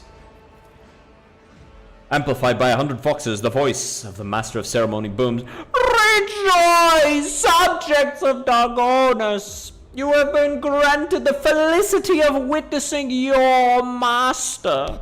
A great honor bestowed upon us by rogue trader Malachi von Valancius. Gracious savior of Dargonus, vanquisher of blaspheming inhumans, may their unholy kind perish in the flames of righteousness. Excruciator of outsiders who eradicated the heresy of xenophilia and cleansed Janus. Gracious protector of footfall, patron of trade. A hush falls over the crowd who gaze upon you in adoration. Many of them bear terrible scars from the recent Battle of Dargonus. Like children, they await the word of their almighty father. Remember that you have no other ruler but me. For any who dare to forget this, the howls of demons from the warp will sound like the babbling of babes, and Xenos blades will seem like a soft feather bed compared to the horror of the punishment I'll inflict.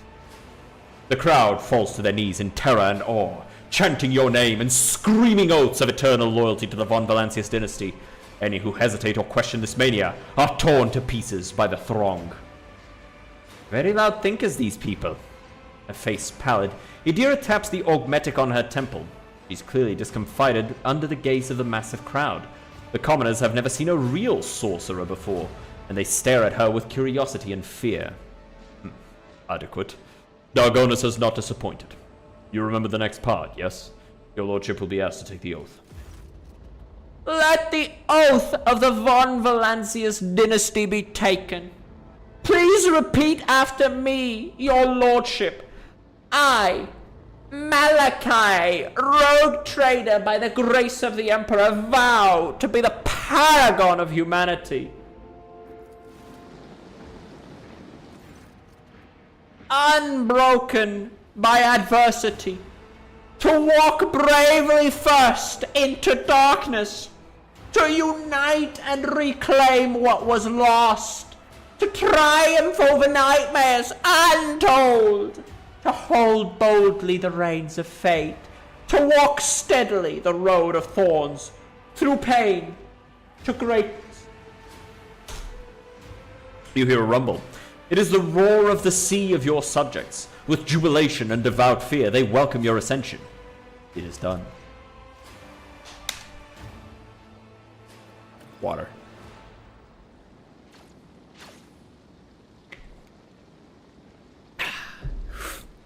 That's actually looks sick. So are those. It's me. Fucking shit up. Not really. Not actually me. The noble features of this guardian of humanity burn with righteous fury and stern resolve.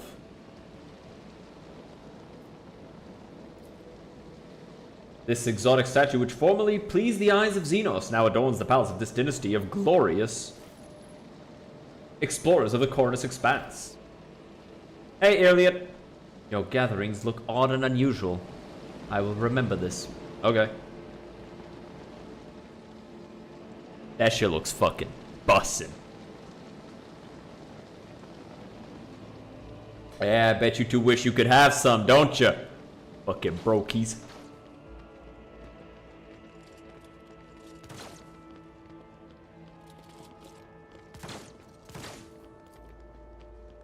This eerily crackling Xenos trophy is a testament to how the omniscience gifts become twisted shadows of themselves in the hands of hidden humans. Yeah. Very cool.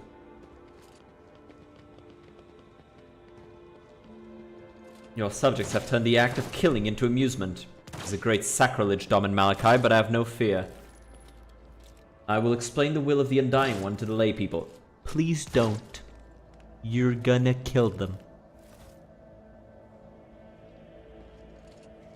Pra!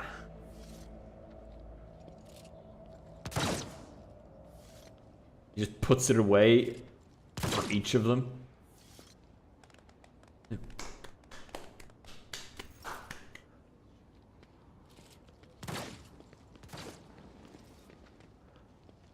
Lore Imperium, 9%. Easy.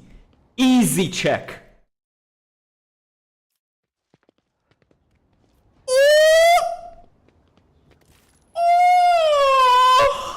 I fucking made it on the first try with a 9% chance.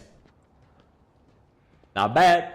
This venerable Lehman Russ is known as the Scipian Punisher, and it has served the Von Valancius dynasty for 2 centuries. It was hit in the battle with the Xenos that inhabited Scipia II, but it heroically destroyed 63 enemy vehicles and brought victory to its comrades, securing its status as a relic by the Emperor. Very cool. Magnificent altar to the God Emperor is wreathed in the fumes of precious incense. An Alpha Lacerax and a mutant. Oh, hey. Please let me go. I'm not a Xenos, I'm a person. I just look different. I was born this way! Skill issue. Wild xenobeasts are growling with ferociously, adding a flare of thrilling danger to the mood in the palace. Cavalite warrior. Hang on a minute. I want to give myself a little boost.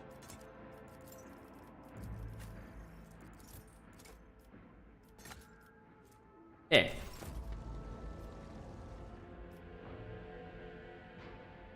Easy stuff. The Drukhari captive is angrily muttering curses directly at the detestable Mon Kai, promising horrible torture for everyone present. That's it. Alright. Disappointed! Marshal Gregorus Strax. A person responsible for maintaining security during the ceremony has carried out their duties adequately. The rest is inconsequential. I guess. If you're a bitch. Fragment of an Eldari pillar, a trophy to the rogue trader, never before seen oddity to most citizens of the Imperium. Scattered haphazardly around the table are bottles of expensive amasec, plates of provision nobilis, and hookahs of obscura. Prefect Inscribia Voltur. You may send my regards to your master of ceremonies. He managed to complete his trivial procedure with minimal error. Alright, well, fuck you too, bitch. Alright, let's see what's going on here. Kalkazar didn't bow. Disrespectful shit. This is a great day, your lordship. I welcome you to my palace, honored guests. You are buffeted by a salvo of congratulations and compliments. Study the faces of the nobles in attendance. Drivestem is obviously still the leader of the Argonis aristocracy, but judging by the courtesy he's showing to young Saubak, he clearly wants to strengthen his relationship with that house. The elder Saubak and Gabrak are nowhere to be seen, which can mean only one thing. Saubak, whose line holds you in lethal regard, is surely attempting to draw Gabrak to his side. Which could be quite advantageous to Lady Gabrak. After all, the disaster on Kavagama has left her family in an extremely vulnerable position. The Viserians stand apart, their exclusion from the rest palpable. Among the aristocrats surrounding the opulently dressed Drivestem, you notice a couple of young nobles in Saubak and Gaprak colors. It would seem that the major noble families of Dargonis have decided to introduce their younger members to high society. The tall man in grey power armor adorned with a column with a skull is undoubtedly a high-ranking inquisitor. He keeps to the periphery of the conversation, seldom deigning to comment. Next to him is his entourage, a rangy warrior in black armor, and a tech priest dressed in red, whose face is hidden behind a brass mask. Abelard stands somewhat apart from the others and is reluctant to approach Drivestem. Next to him is a young woman, and you notice a family resemblance between them. What were you discussing? Just, I'm ready to accept your congratulations.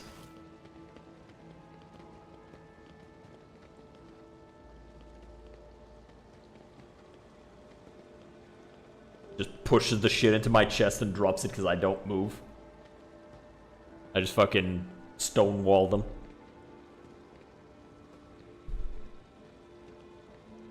Give me a second. I will be right back.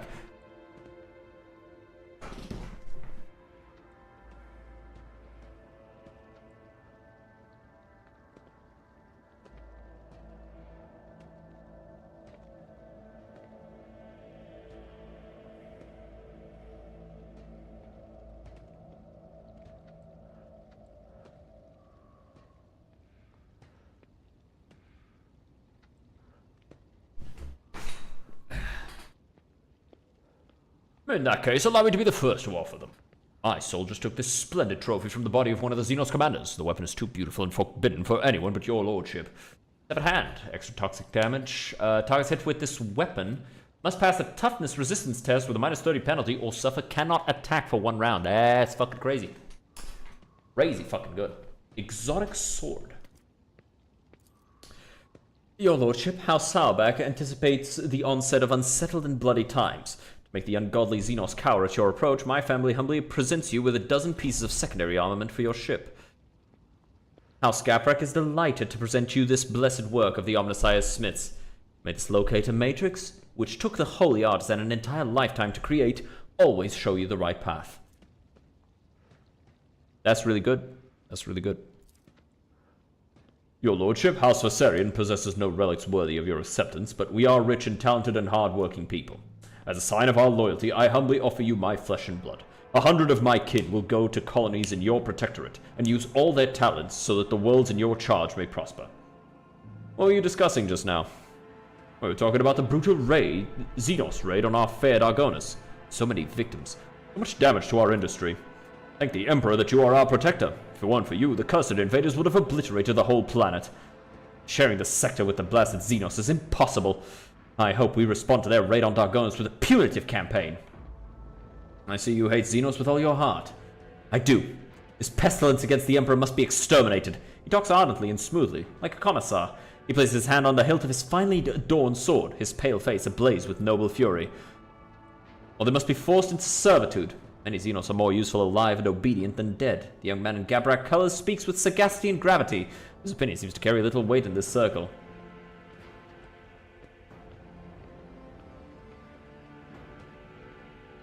It pleases me to see such earnest faith. I must commend you. House Salbak is stalwart in its faith, your lordship. Are you imagining things, or did you just notice a mocking glint in the eye of the Inquisitor standing among the guests? My greetings to the member of the Holy Inquisition. And my greetings to you, esteemed Malachi von Valancius. May shadows never darken the light of the Astronomicon that guides you. Glory to the von Valancius heir. Tech priest augmentations seem unfamiliar and bizarre. Implants such as these are only available to members of the blessed hierarchy of the Adeptus Mechanicus, and one would not come upon such sacred relics even at the highest echelons of nobility. An unexpected visit. I wasn't told. I, however, have been told all about you. We've not been introduced. An oversight, to be sure. My name is Xavier Calcazar, and I have the honor of serving as a member of the illustrious Ordo Xenos, the head of the Coronus Expanse Conclave, and the Lord Inquisitor of this region. It is my unending task to ensure this sector's readiness to meet external threats and resist internal corruption. And who is this member of the honorable priesthood of the Adeptus Mechanicus? This is Brass Whisper, which naturally is not his real name. The esteemed Magos is a member of my retinue. There are times when I am forced by my duty to the Emperor to deal with xenotechnology, and Brass Whisper ensures my safety in such moments. Works that have been desecrated by Xenos are dangerous. They warrant... His whispering cuts off, replaced by heavy, ragged breathing. It seems that the Tech Priest's quiet voice is not an extravagant quirk, rather a consequence of some injury. After catching his breath, Brass Whisper continues. Warrant due caution. Enjoy the party. This evening will certainly be illuminating. And what is your name? Your lordship, allow me to introduce the daughter of Chancellor Clementia Viserion, and my great-granddaughter, Astartia. I am delighted to witness you, your lordship. Modesty forbids my esteemed forebear to say this himself, so I will. Our entire family is grateful to you for wishing to see someone of Viserion blood at your side as you claim your inheritance. Drivesome exchanges telling glances with young Sarbek, who, judging by his face, is suddenly finding the collar of his expensive frock coat uncomfortably tight. How are you finding the reception? It is difficult to put into words, your lordship. Never before have I seen such a grand and striking ceremony. Young Gaprak is gawking at Astartia with a strange and somewhat dull-witted expression. My man likes her. Where are the rest of your kin, Abelard? They are in the city, preoccupied with running the festivities and watching over some of the more crucial services. No incidents can be allowed to ruin your ceremony. I asked the esteemed Abelard to put me to some important task too, but he bid me to attend a reception, where I can do nothing to serve your lordship. If I had known, I too would have asked Abelard to let you miss the party. Whoosh! Straight to the mouth. So you wish to become my servant as well? Of course. I've been working on a project for the last 4 years. We could set up... Enough, Astartia. I highly doubt that his lordship is interested in listening to the fantasies of a young woman about how to run his protectorate. Abelard shoots Drivestem. Hold your tongue, Urband. I decide who may speak and who may not. Please continue, Astartia. Urband Drivestem, you fuck! God damn it, I have low interaction skills. Fuck. I hope the Assyrian family gives Abelard the credit he deserves. Absolutely, your lordship. We greatly respect him for his wisdom, and he repays us with attention and kindness. I am obliged, dear Restartia. Enjoy the evening. Hey, Urban! Yeah. Go get kicked in the nuts by a fucking Lacerax. Bitch. Fucking hate that guy.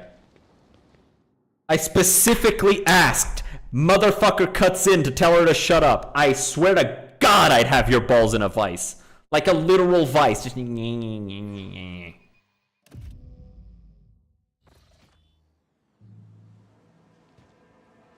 As jubilant as this occasion may be, it cannot distract me from my duty. You go ahead and celebrate, Rogue Trader. Raito and I will make sure no one ruins your day. Does your lordship wish to proceed into the courtyard? If I do, I'll fucking walk there myself, bitch! Fuck ass hoe. Who do you think you are? Huh? Huh? Punk ass.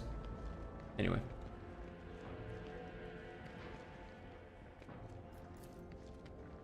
These swords belong to a presumptuous governor of Viva VI, who staged a revolt hundreds of years ago. The insurrectionists' hands preserved against decay still rest on the sword's hilt. Oh, that's fucking metal. These sinister Xenos instruments of death are now trophies demonstrating the invincibility of House von Valencius. Damn right.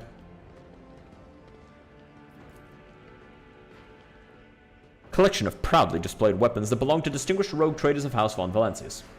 Very cool.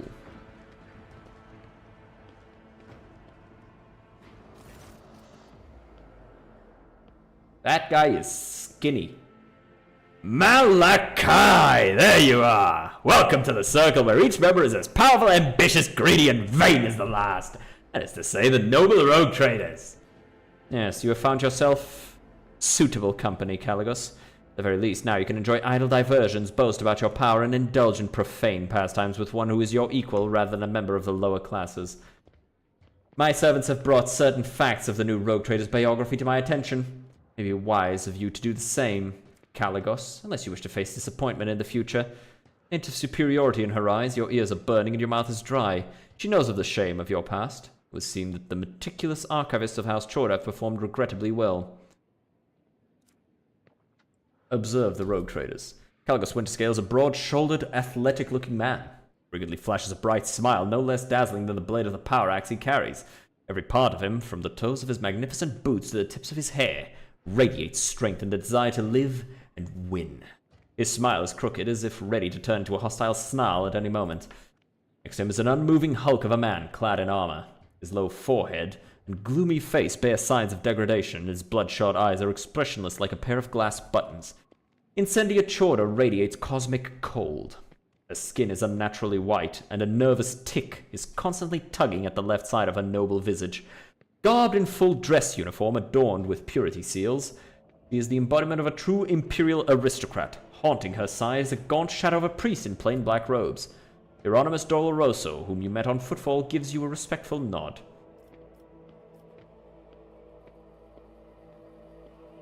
Any guests who dislike my vapid entertainments and irreverent fun are free to leave Darkonis at any time. Now, is she always so abrasive? What can you mean? Today she's in remarkably good form! Thank you for your visit, Caligos. As a sign of your gratitude, you could return something of mine that has found its way into your pockets. Woodfall Station, sound familiar? All I asked you to do was help that crafty slug Vladimir deal with the threat of famine, not claim my property for yourself. Winterscale, are you asking me to give you Footfall back? Will you beg for it? You go far, you new blood. Simply colluding with that two-faced snake Vladimir would have been bad enough. But that your conniving has destroyed any pathetic excuse for order that was on that station is pure insolence. I don't know what you did, but now on top of every other mangy dog that lives on Footfall, there's this new cult of harvesters. What good is your grain if the station is now crawling with flesh-eating lunatics?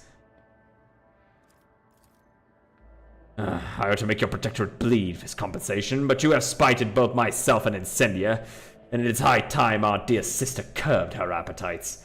For this I forgive you. Do not test my mercy again. It's not my strong suit. Thwarting Incendiator's ambitions deserves a worthy trophy.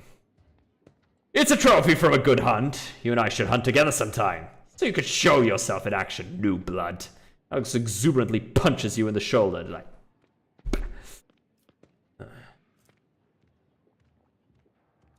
How fares your protectorate? Protectorate? More like the bleeding scraps of one. The Wolfstone tore it to shreds, but my servants will piece it back together. And if they don't, I'll chop off their heads and find myself more capable helpers.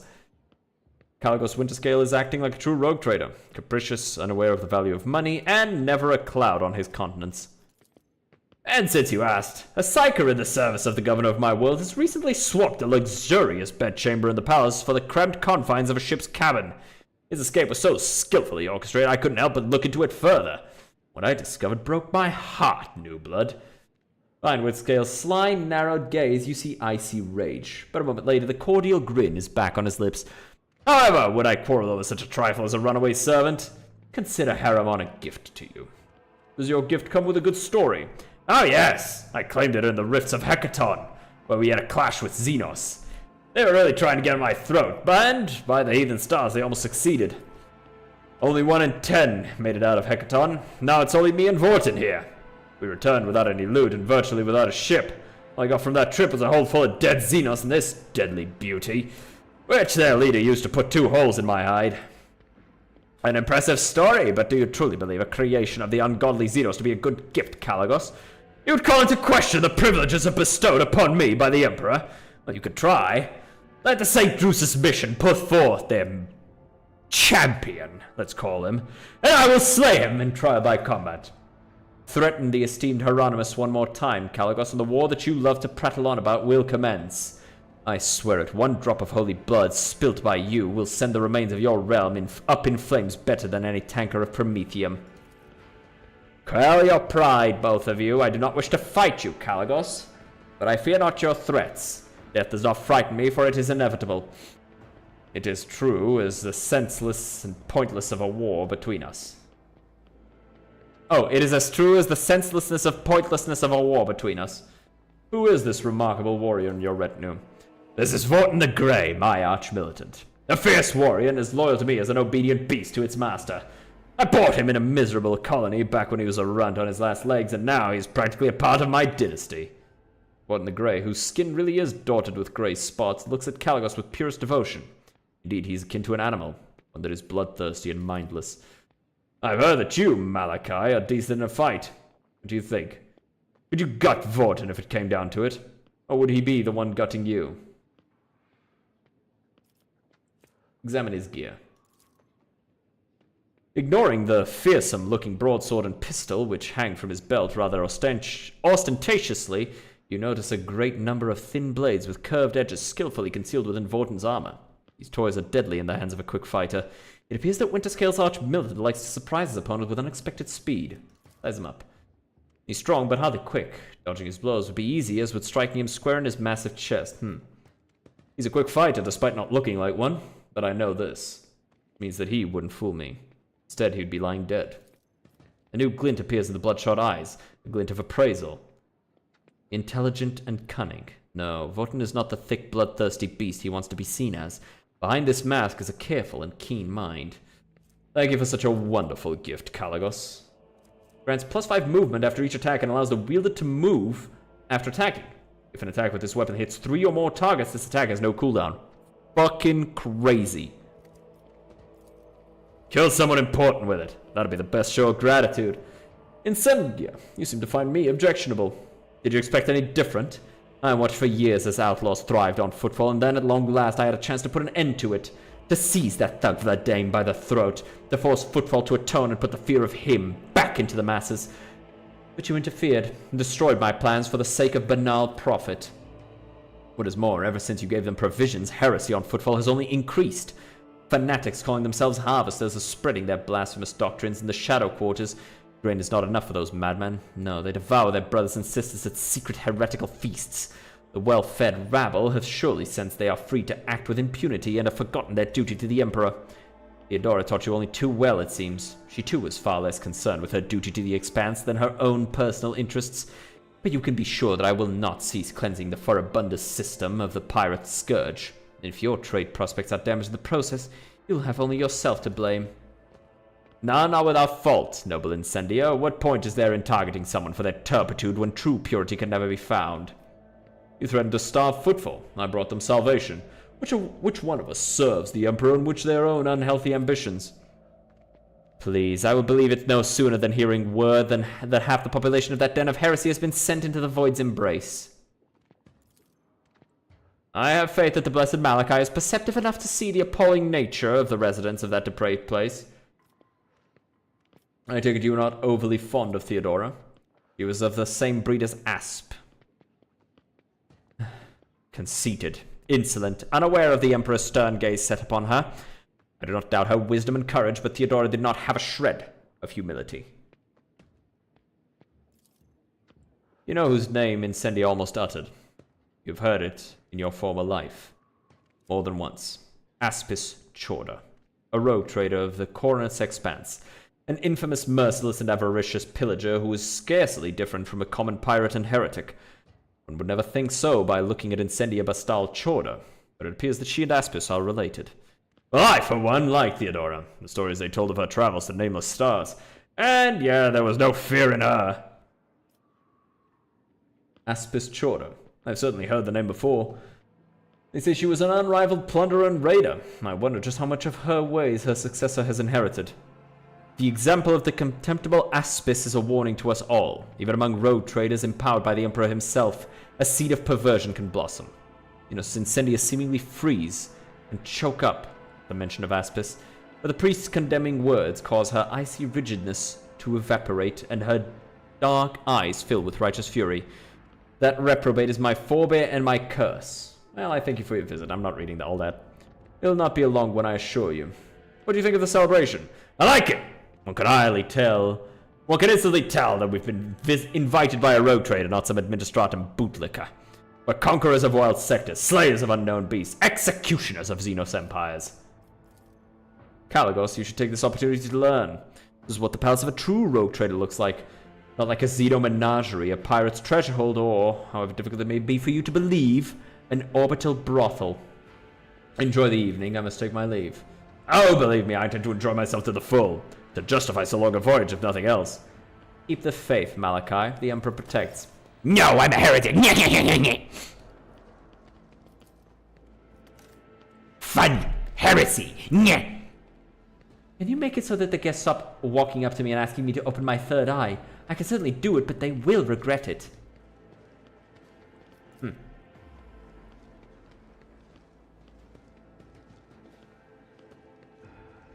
Anybody else here of value? Adira here, and Argenta. This is pure chaos. How can people think so much and so haphazardly? May the Emperor keep you, Malachi. A great day. I hope this celebration in your honor won't end in a shootout. Me too. A group of aristocrats stands apart from the governor's circle. Their whispering carries a tinge of displeasure. My congratulations, your lordship. May the Omnissiah grant you understanding. Observe the guests. Toriana Gaprak looks rather anxious. Macarius Sarbak dressed surprisingly plainfully and austerely for an aristocrat of such a high rank is frowning suspiciously.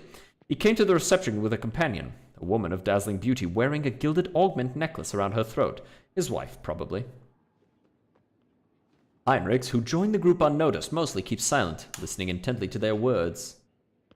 Interesting conversation? Oh, wait, that's the wrong one. Macarius, I'm surprised you deigned to make an appearance here this evening. I'm a servant of the von Valancius dynasty. Had I not come, I would have committed an act of unacceptable insolence and damaged my family's honor. What has so displeased you, Macarius? I'm your dynasty's loyal servant, but you have asked, and I will answer. Too long has the Coronet's Expanse lived under the rule of rogue traders. The privileges granted to them make people think that commoners too can dismiss the prohibitions of the Imperium. For the good of the sector, rogue traders must become paragons of law, not exceptions to it. But do merry warrant holders exhibit lawful conduct? No, they do not. Even you, your lordship, are the subject of the strangest of rumors, and you have just recently inherited your protectorate. Conrad Voigtfist's people, for instance, claim that you had a hand in the esteemed Theodora's demise and accuse you of many other misdeeds. It doesn't matter whether or not their claims are true, the people hear them, believe them, and think that they may follow your example.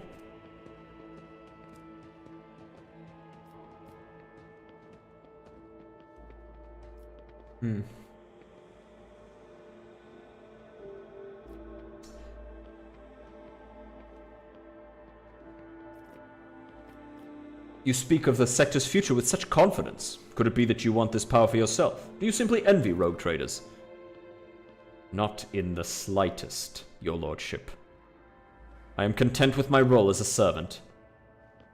Oriana looks away tactfully so as to not see her associate being disgraced.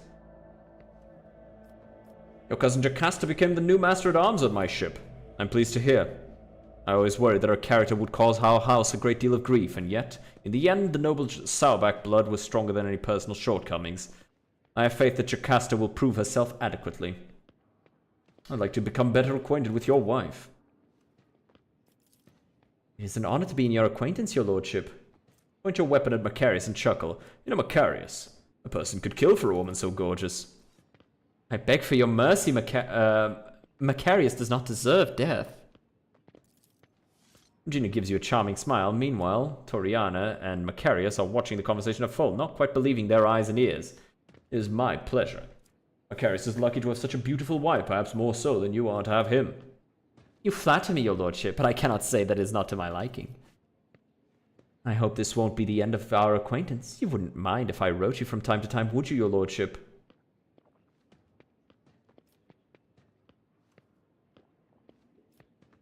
This is so evil. Macarius, you wouldn't mind, would you? Certainly not. Well, I promise to answer whenever I'm not occupied with conquest and destruction of the enemies of humanity. I daren't count on such generous courtesy, your lordship. A high honor for House Sauerback. He's like, you motherfucker. That's my fucking wife. Fuck you. Fuck you, bitch. Tell me more of House Sauerback. Yeah, I don't care. How are you these days, Toriana? The corruption of Kefagama was a great blow to my family. The contemptible Cubus Delphim betrayed our trust, desecrated the forged cathedrals, and took my esteemed cousin's life. On behalf of my family, I humbly beg you to forgive our negligence. I'm ready to accept any punishment. There's something lurking beneath Toriana's repentant expression. A grudge. It seemed that she was personally offended by the nightmare into which Cubus Delphim plunged her domain, and she feels betrayed. Do your part to... Do your part to heal the wounds inflicted on Kavagama, and your house will be forgiven. I swear on the Omnissiah's all-encompassing insight, we will make every effort to justify the cost of its resurrection. It was only a year ago that none could doubt House Gabrak's usefulness. Yet here you are, Toriana, on your knees, justifying the cost. Interesting conversation. Been very illuminating. Given me plenty of food for thought. For an inscrutable man, Heinrich is being even more inscrutable than usual. As if he's hiding something. Something important. Anything you'd like to tell me? Nothing urgent, Malachi. Even in leisure, you never cease to be of help. What can you tell me about my guests? Well, Macarius Sauerback is all but throwing darts at your portrait. He's more astute at choosing women than enemies. He is trying to entice Gaprak to his side, but she is too frightened after the fiasco on Kavagama. Even in leisure, you never cease to be of help. I appreciate it. And that is why they call it the unsleeping eye of the Inquisition. Even in sleep, I hear everything. Malachi, before this gala concludes, there's something I'd like to tell you. Be careful today. I sense that a wave of darkness will soon hit our defensive lines, and I hope that I will still get a chance to meet you there as an ally. Oh, what's this? The skull of the legendary pirate Lakshim the Freak, who terrorized the Cornish Expanse 3 centuries ago, was claimed the boarding party by the esteemed Theodora von Valancius.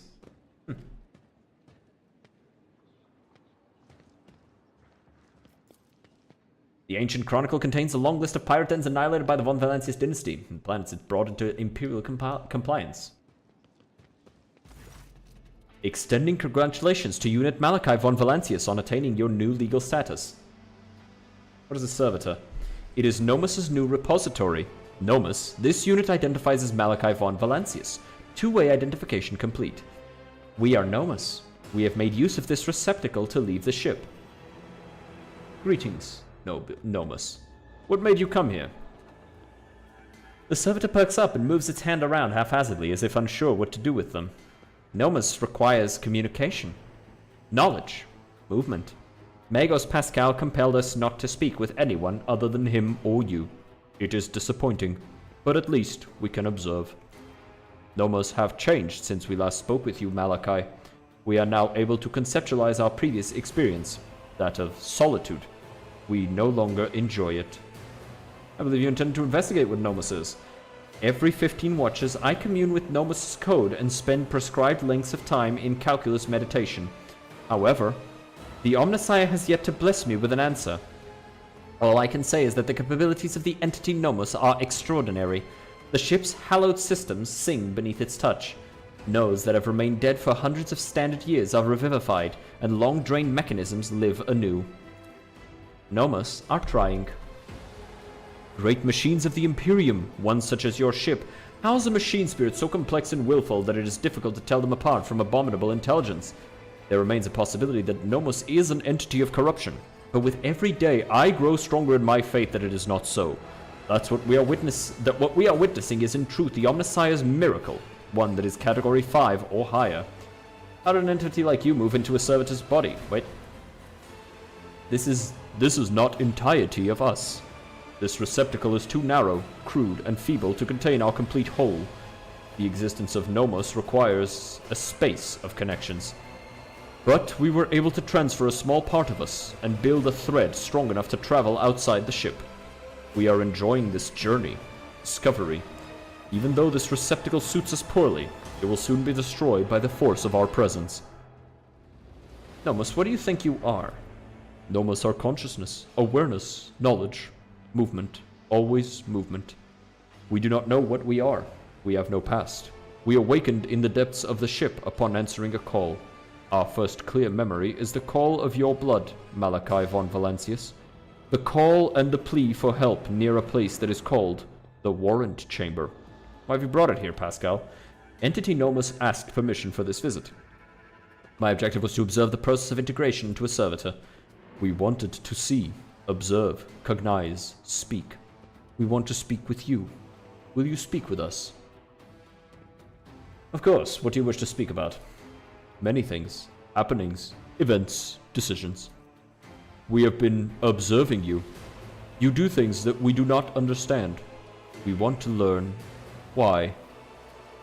We remember the day when we first met you. You gave us your blood to drink. We helped you save yourself. We followed you. Our small part did, inside the servo skull. Then, there was fire. And a creature of sated hunger. A dark light standing behind the curtain. Behind the image. Behind the semblance of Theodora. It called for you to follow. And you followed. That which was calling behind the curtain. You let it lead you out of the fire. We remember the day when the star disappeared. When the dark light and the sated hunger wanted to take the world. Rykard Minoris was its name in the ship's data. You let Rykard Minoris be consumed by the dark light, and consumed it was, along with every human shell who was begging for help. We remember another day. We awakened inside the ship. We lived in its systems. Then we tried to emerge, into servitors like this one. Then so many of our receptacles were gathered in one place. This is what we have seen. Among many other things, we have begun to understand. We think that we have. That we do not know everything about humans and about you, Malachi von Valancius. We have tried analyzing shells and defining sets of their needs and fears, their simple functions. But now we think that there is more, that there is another side that we do not see, a notion that is larger than what we can compute. Something that stands above fears and needs, something that drives them. We envisage this larger notion as a liquid, a sticky, saccharine stream. It is like the dark light and the sated hunger and all else that is always watching us. You drink this liquid eagerly, you revel in it. It gives you strength, desires, energy, and courage. It beckons. It also consumes those whom you cast aside, those who are weak, and those who get in the way. Do Nomos understand correctly? Freedom and rapture. They're the only things worth living for. Water.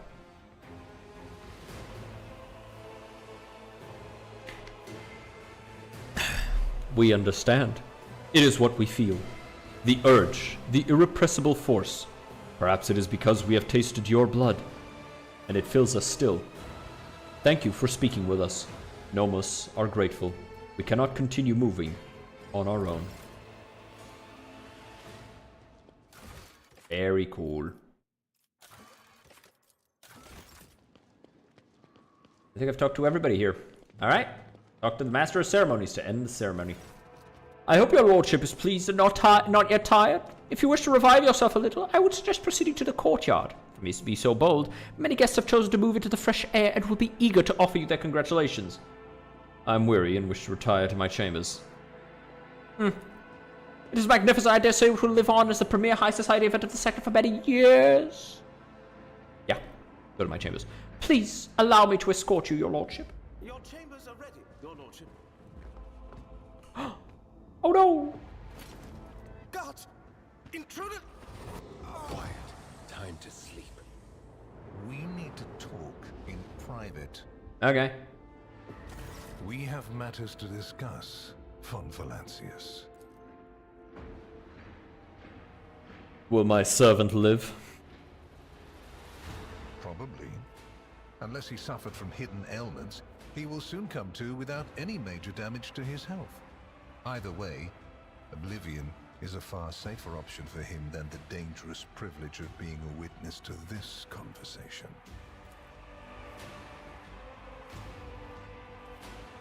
Well, if the Inquisition wishes to talk to me, wishes to have a talk with me, I'm glad to be at its service. A commendable openness to cooperation. It will be taken into account. Master Van Kellox has spent enough time with you. He will vouch for your words.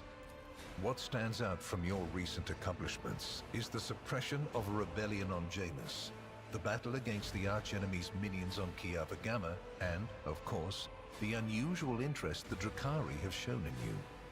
Then that is what we will discuss. What do you wish to know? The Drukhari have shown an interest in me. Are you referring to my ruined capital? Yes, yes. The enmity between you is a known fact. But there is another way to look at it. On Veabos 6, you met the Archon of a mighty cabal, whose presence there seems strange to begin with, and lived. You subsequently encountered a number of her closest henchmen. Yet, again, you survived. Your capital fell victim to a nefarious attack, but even this time, their daggers missed your heart. Maybe they didn't miss my heart. Maybe my heart is just a little bit too tough for their bitch-ass knives. You know? Maybe that. Have you considered that? Huh? Pussy? Such remarkable luck. To be a personal enemy of such an influential Xenos. To have been attacked so many times and yet make it out alive. So remarkable that one has to wonder, am I watching a spectacle? Could all these thrilling massacres be an alibi of sorts, meant to establish you once and for all as an enemy of the Xenos and never their ally or even their agent? I am waging a war on the Xenos. A war to the death. My worlds are being plundered and desolated. If that brands me an apostate, then I invite you to be my judge. Be careful with your words, rogue trader. I assure you, if the need arises, I'll require no invitation. And if my arguments sound unconvincing to you, it will not change a thing. All that matters is whether or not they sound convincing to me. And what questions could you have for me about Kiava Gamma? Places touched by chaos must be purged with fire and condemned to oblivion. Kiava Gamma should have been bombed to dust and pronounced a forbidden world. However, you decided otherwise and restored the colony's operation. And you didn't even go to the trouble of hiding the traces of the neglect committed by your dynasty. After all, it was House von Valancius that gave Cubus Delphim so much freedom that he sank into seditious heresy. What was your rationale? Let the priesthood to which Cubus Delphin belonged answer for his crimes. The Adeptus Mechanicus would do well to watch their members more closely. Never. Alas, everyone guilty of negligence within the ranks of the priesthood of Mars has already been identified and punished. Right now, I am assessing the actions of your dynasty. What did I do? I hope you realize that we're talking about more than the fate of some colony. I care not for a single planet, however profitable and populous. But should corruption raise its head again on Kiava Gamma and try to spread, I will burn it away. And you will be guilty of criminal negligence. What do you wish to know about the events on Janus? What drove you to give a planet into the charge of a heretic and a servant of the archenemy?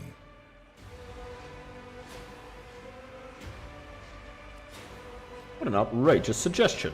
I do not recommend lying, Lord von Valencius. The Inquisition knows that it has been many years since Vistenza Viat fell under the influence of the heretics who insinuated themselves into her entourage, and that she has adopted the blasphemous beliefs whispered to her by the archenemy. Your decision to take no action in this matter was folly. I will simply have to see to it myself. If you knew what was happening on Janus, why didn't you intervene yourself? I cannot satisfy your curiosity without disclosing information of the utmost secrecy. I will say only this. We had the situation under control. There is a tangled knot of perilous events in progress in the Coronis expanse. Plucking even one thread must be performed with great precision and caution, without any room for error. Because you do not want to know the price of such an error, or what forms it might take. How did you come to be so remarkably well informed? Are you surprised? You thought the Inquisition was unaware of the circumstances of your deeds. How often do you find yourself thinking that there are things we shouldn't know about your life? It is my job to know everything, and I do it very well. Keep that in mind. Have I answered all your questions? Far from it, my dear. The questions are manifold. How did you manage to survive the battle that claimed the life of Theodora, who was so much more experienced and skilled than you? Is it a coincidence that you and you alone then made it out of the trap on Rykad Minoris? Hello. How much truth is there in the rumors being spread by the heretic Kunrad Voitvia about you? None. Are you aware of a suspicious cult that has emerged on Footfall? A direct link has been established between this development Yes. and the start of shipments of grain from your planet. Our investigation has found that the due processing cycle of prayers and liturgies for these shipments was incomplete. Doubtless, this is the work of specific individuals who are negligent in their performance of the sacred rituals, or even engaging in deliberate sabotage. I would agree. And yet, the blame for this oversight lies with your dynasty. Wouldn't you agree? The very existence of these questions would have made many of my colleagues doubt the quality of your character. But it won't in this case. Your I'm thankful. transgressions are sufficient grounds to bring you before the Inquisition's judgment. And believe me when I say that if you fail to draw certain conclusions from my words, this is what will eventually happen. But for now, I am willing to show leniency, which is rather uncharacteristic of me. I hope you appreciate the generosity of this offer, as your predecessor once did. Why such an interest? You haven't been in a position of power for long, and so one can forgive you for not noticing the troubling changes. The cult of the Final Dawn is spreading in the Coronis expanse. Not the first or the last heresy that has afflicted this sector, but one that is surprisingly resilient. Mysterious convoys are sliding by, bound for systems in the heathen stars. Just your humdrum pirate trade, wouldn't you say? Then why are the pirates themselves clueless? The Xenos, who have caused trouble in the sector before, have expanded their activities in the last few decades, and there is a logic and method to their previously chaotic raids. Even 2 packs of space wolves, blessed space marines summoned in my name, did not cool their interest in the Expanse. A mighty explorator fleet, which has studied the Expanse for hundreds of years, has suddenly stopped responding to communication and sunk into a dispute over a tech heresy that was considered dead a couple of centuries ago. House Chorda has clamped down on insurgents, yet its acts of brutality breed troublemakers just as quickly as they're executed. And this bloody carousel has consumed the attention of the esteemed incendiar. Caligos Winterskill has abruptly lost all interest in his domain, and his only apparent concern now is hunting ever more dangerous xenobeasts. And the third and final rogue trader has unexpectedly perished, stabbed in the back by her own master of whispers. The Expanse is swiftly losing its protectors right when communication with the Imperium is being disrupted by the raging warp. Basically, all the Expanse has left is me and you, if you follow my instructions. And what instructions are those? I make no deals, and Emperor forbid that I give you orders. That would mean infringing on your privileges. I'm merely offering well-meaning recommendations and expecting that when the Expanse finds itself in danger, you will break away from your own affairs to heed them. Of course. As proof of the seriousness of my hopes for you, I can assign Heinrichs as your escort. He is my best agent, and I would not offer his company to anyone but my most trusted ally. What's your opinion of Heinrichs? Is he a useful assistant to have? Without a doubt. Master Van Kellogg's has earned my complete trust by repeatedly demonstrating courage, loyalty, and cunning. His mathematical mind, not given to sentiment, can be of great use in an emergency. You, my dear Heinrichs, have made a far better agent than you would have a pilot of an Imperial Knight. Yeah, but being an Imperial Knight pilot is way fucking cooler. I'll take it. Then Master Van Kellogg's will remain in place. It puts me at ease to know that there is someone to watch over you. I consider it an honor to accompany you. Of course you do. My favor takes other forms as well. I seem to remember that your exalted aristocrats presented you with many gifts. It would be rude of me not to follow suit. Please accept this gift as a sign of my favor. In an hour of need, give it to any faithful servant of the Emperor, and the Inquisition will come to your aid. Interesting. The color indicates how close the bearer is to the Lord Inquisitor. White is beautiful, yet vulnerable. It stains as easily as one can lose the Inquisition's trust. Do all you can to preserve it. 15 persuasion and Inquisitor's command. Plus 20 momentum, removes... Okay, yeah, that's pretty good.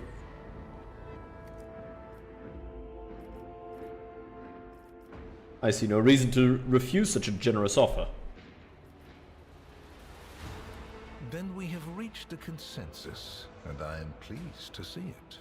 Here is where we part. My shuttle is waiting. It is time for me to return to my watch, for you to sleep, and for your servant to wake up.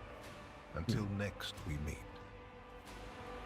Well, you will obviously want to discuss what just happened, but not now, I presume. Right now, it would be better for you to rest and think on the Lord Inquisitor's words in private. I bid you good night, rogue trader. Of course. We'll talk about it later. Later.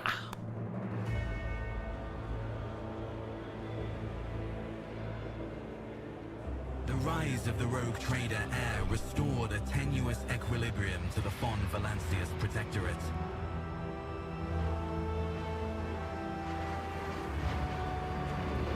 For a time, threats subsided, activity returned to trade routes, and reclaimed worlds began to heal. Very cool.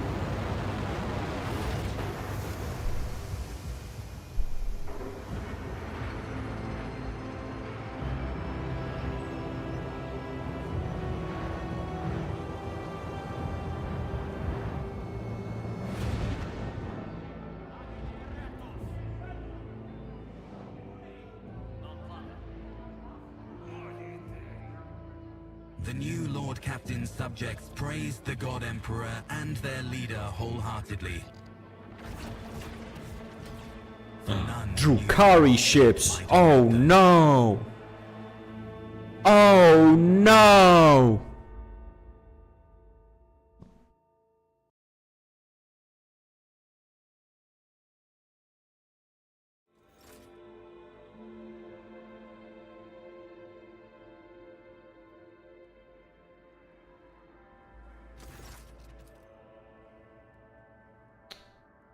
Thank you for your report, High Factotum. Your work is highly appreciated, both by everyone here and the Adeptus Administratum. Your Lordship, we're almost done here. Need to go over the final items on today's agenda that I would like to report to you personally. Truly the God Emperor has blessed me with diligent subjects. Speak. Allow me to pass on gifts from your loyal subjects, the high nobility of Dargonus. It goes without saying that every living soul in your protectorate is blessed to serve your Lordship faithfully and wholeheartedly. However, this humble gesture is meant as a token of deepest appreciation of your magnanimity toward their esteemed families.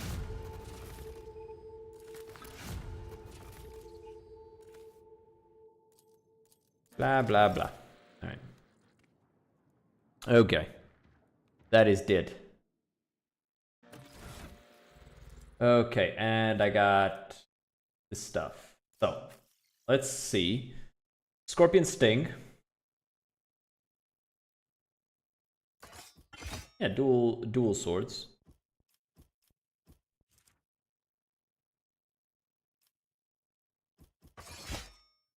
Looks a little nicer. I like that. I like that a lot. Immaculate Servo Skull. We've got this as well. You can have this shit. I want it. And bonus willpower and damage to psychic and navigator powers versus the awareness bonus.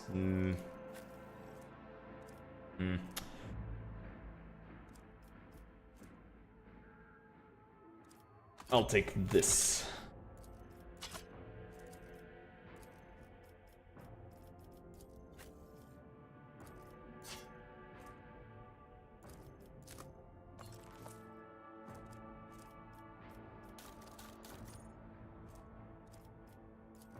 Right.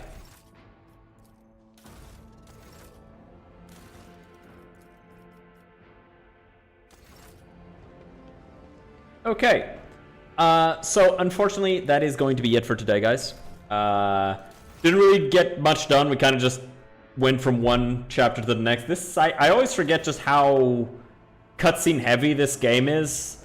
I feel like if I'm gonna play a CRPG, it has to be something like Baldur's Gate, where it's like content, always stuff is happening. I feel like this is not the best stream game, unfortunately. So yeah, next time I feel like playing a CRPG on stream, it's probably not gonna be Rogue Trader, it's probably gonna be Baldur's Gate. I need to reinstall it because I've been meaning to play it, because the first time and only time that I actually played it all the way through was when it first came out. I have not actually done a playthrough since, and there have been so many updates, all the mods. So I think that my next playthrough is going to be a modded playthrough. So I'm gonna try and get a bunch of mod suggestions for it, like outfits, appearance stuff, just the nice stuff that isn't going to really disturb the way that the game plays. Just going to spice it up a little. Just to see, how the mods are. But, with all that being said, I hope everybody had a good time. I know I did. Hope the YouTube people and the Twitch people had fun. I am gonna drop you off with someone. Maybe somebody playing Baldur's Gate 3, if any of the homies are playing it. No. People are playing Rematch now, apparently. Oh, shit. Tyler 1 and Emiru are doing a collab? Huh, that's pretty cool. Oh, it's also Ludwig, Agent, Squeaks. I don't know who those people are. I know who Agent is, and I know who Ludwig is. I don't know who Squeaks is. I don't know why I said I don't know who those people are. I'm gonna drop you guys off with Soviet Womble, who is, in fact, Why the fuck did I just... Why is Mink's dick out? Why? Why the fuck is Mink's cock out? Whatever. I'm gonna raid him. I will see you all next time.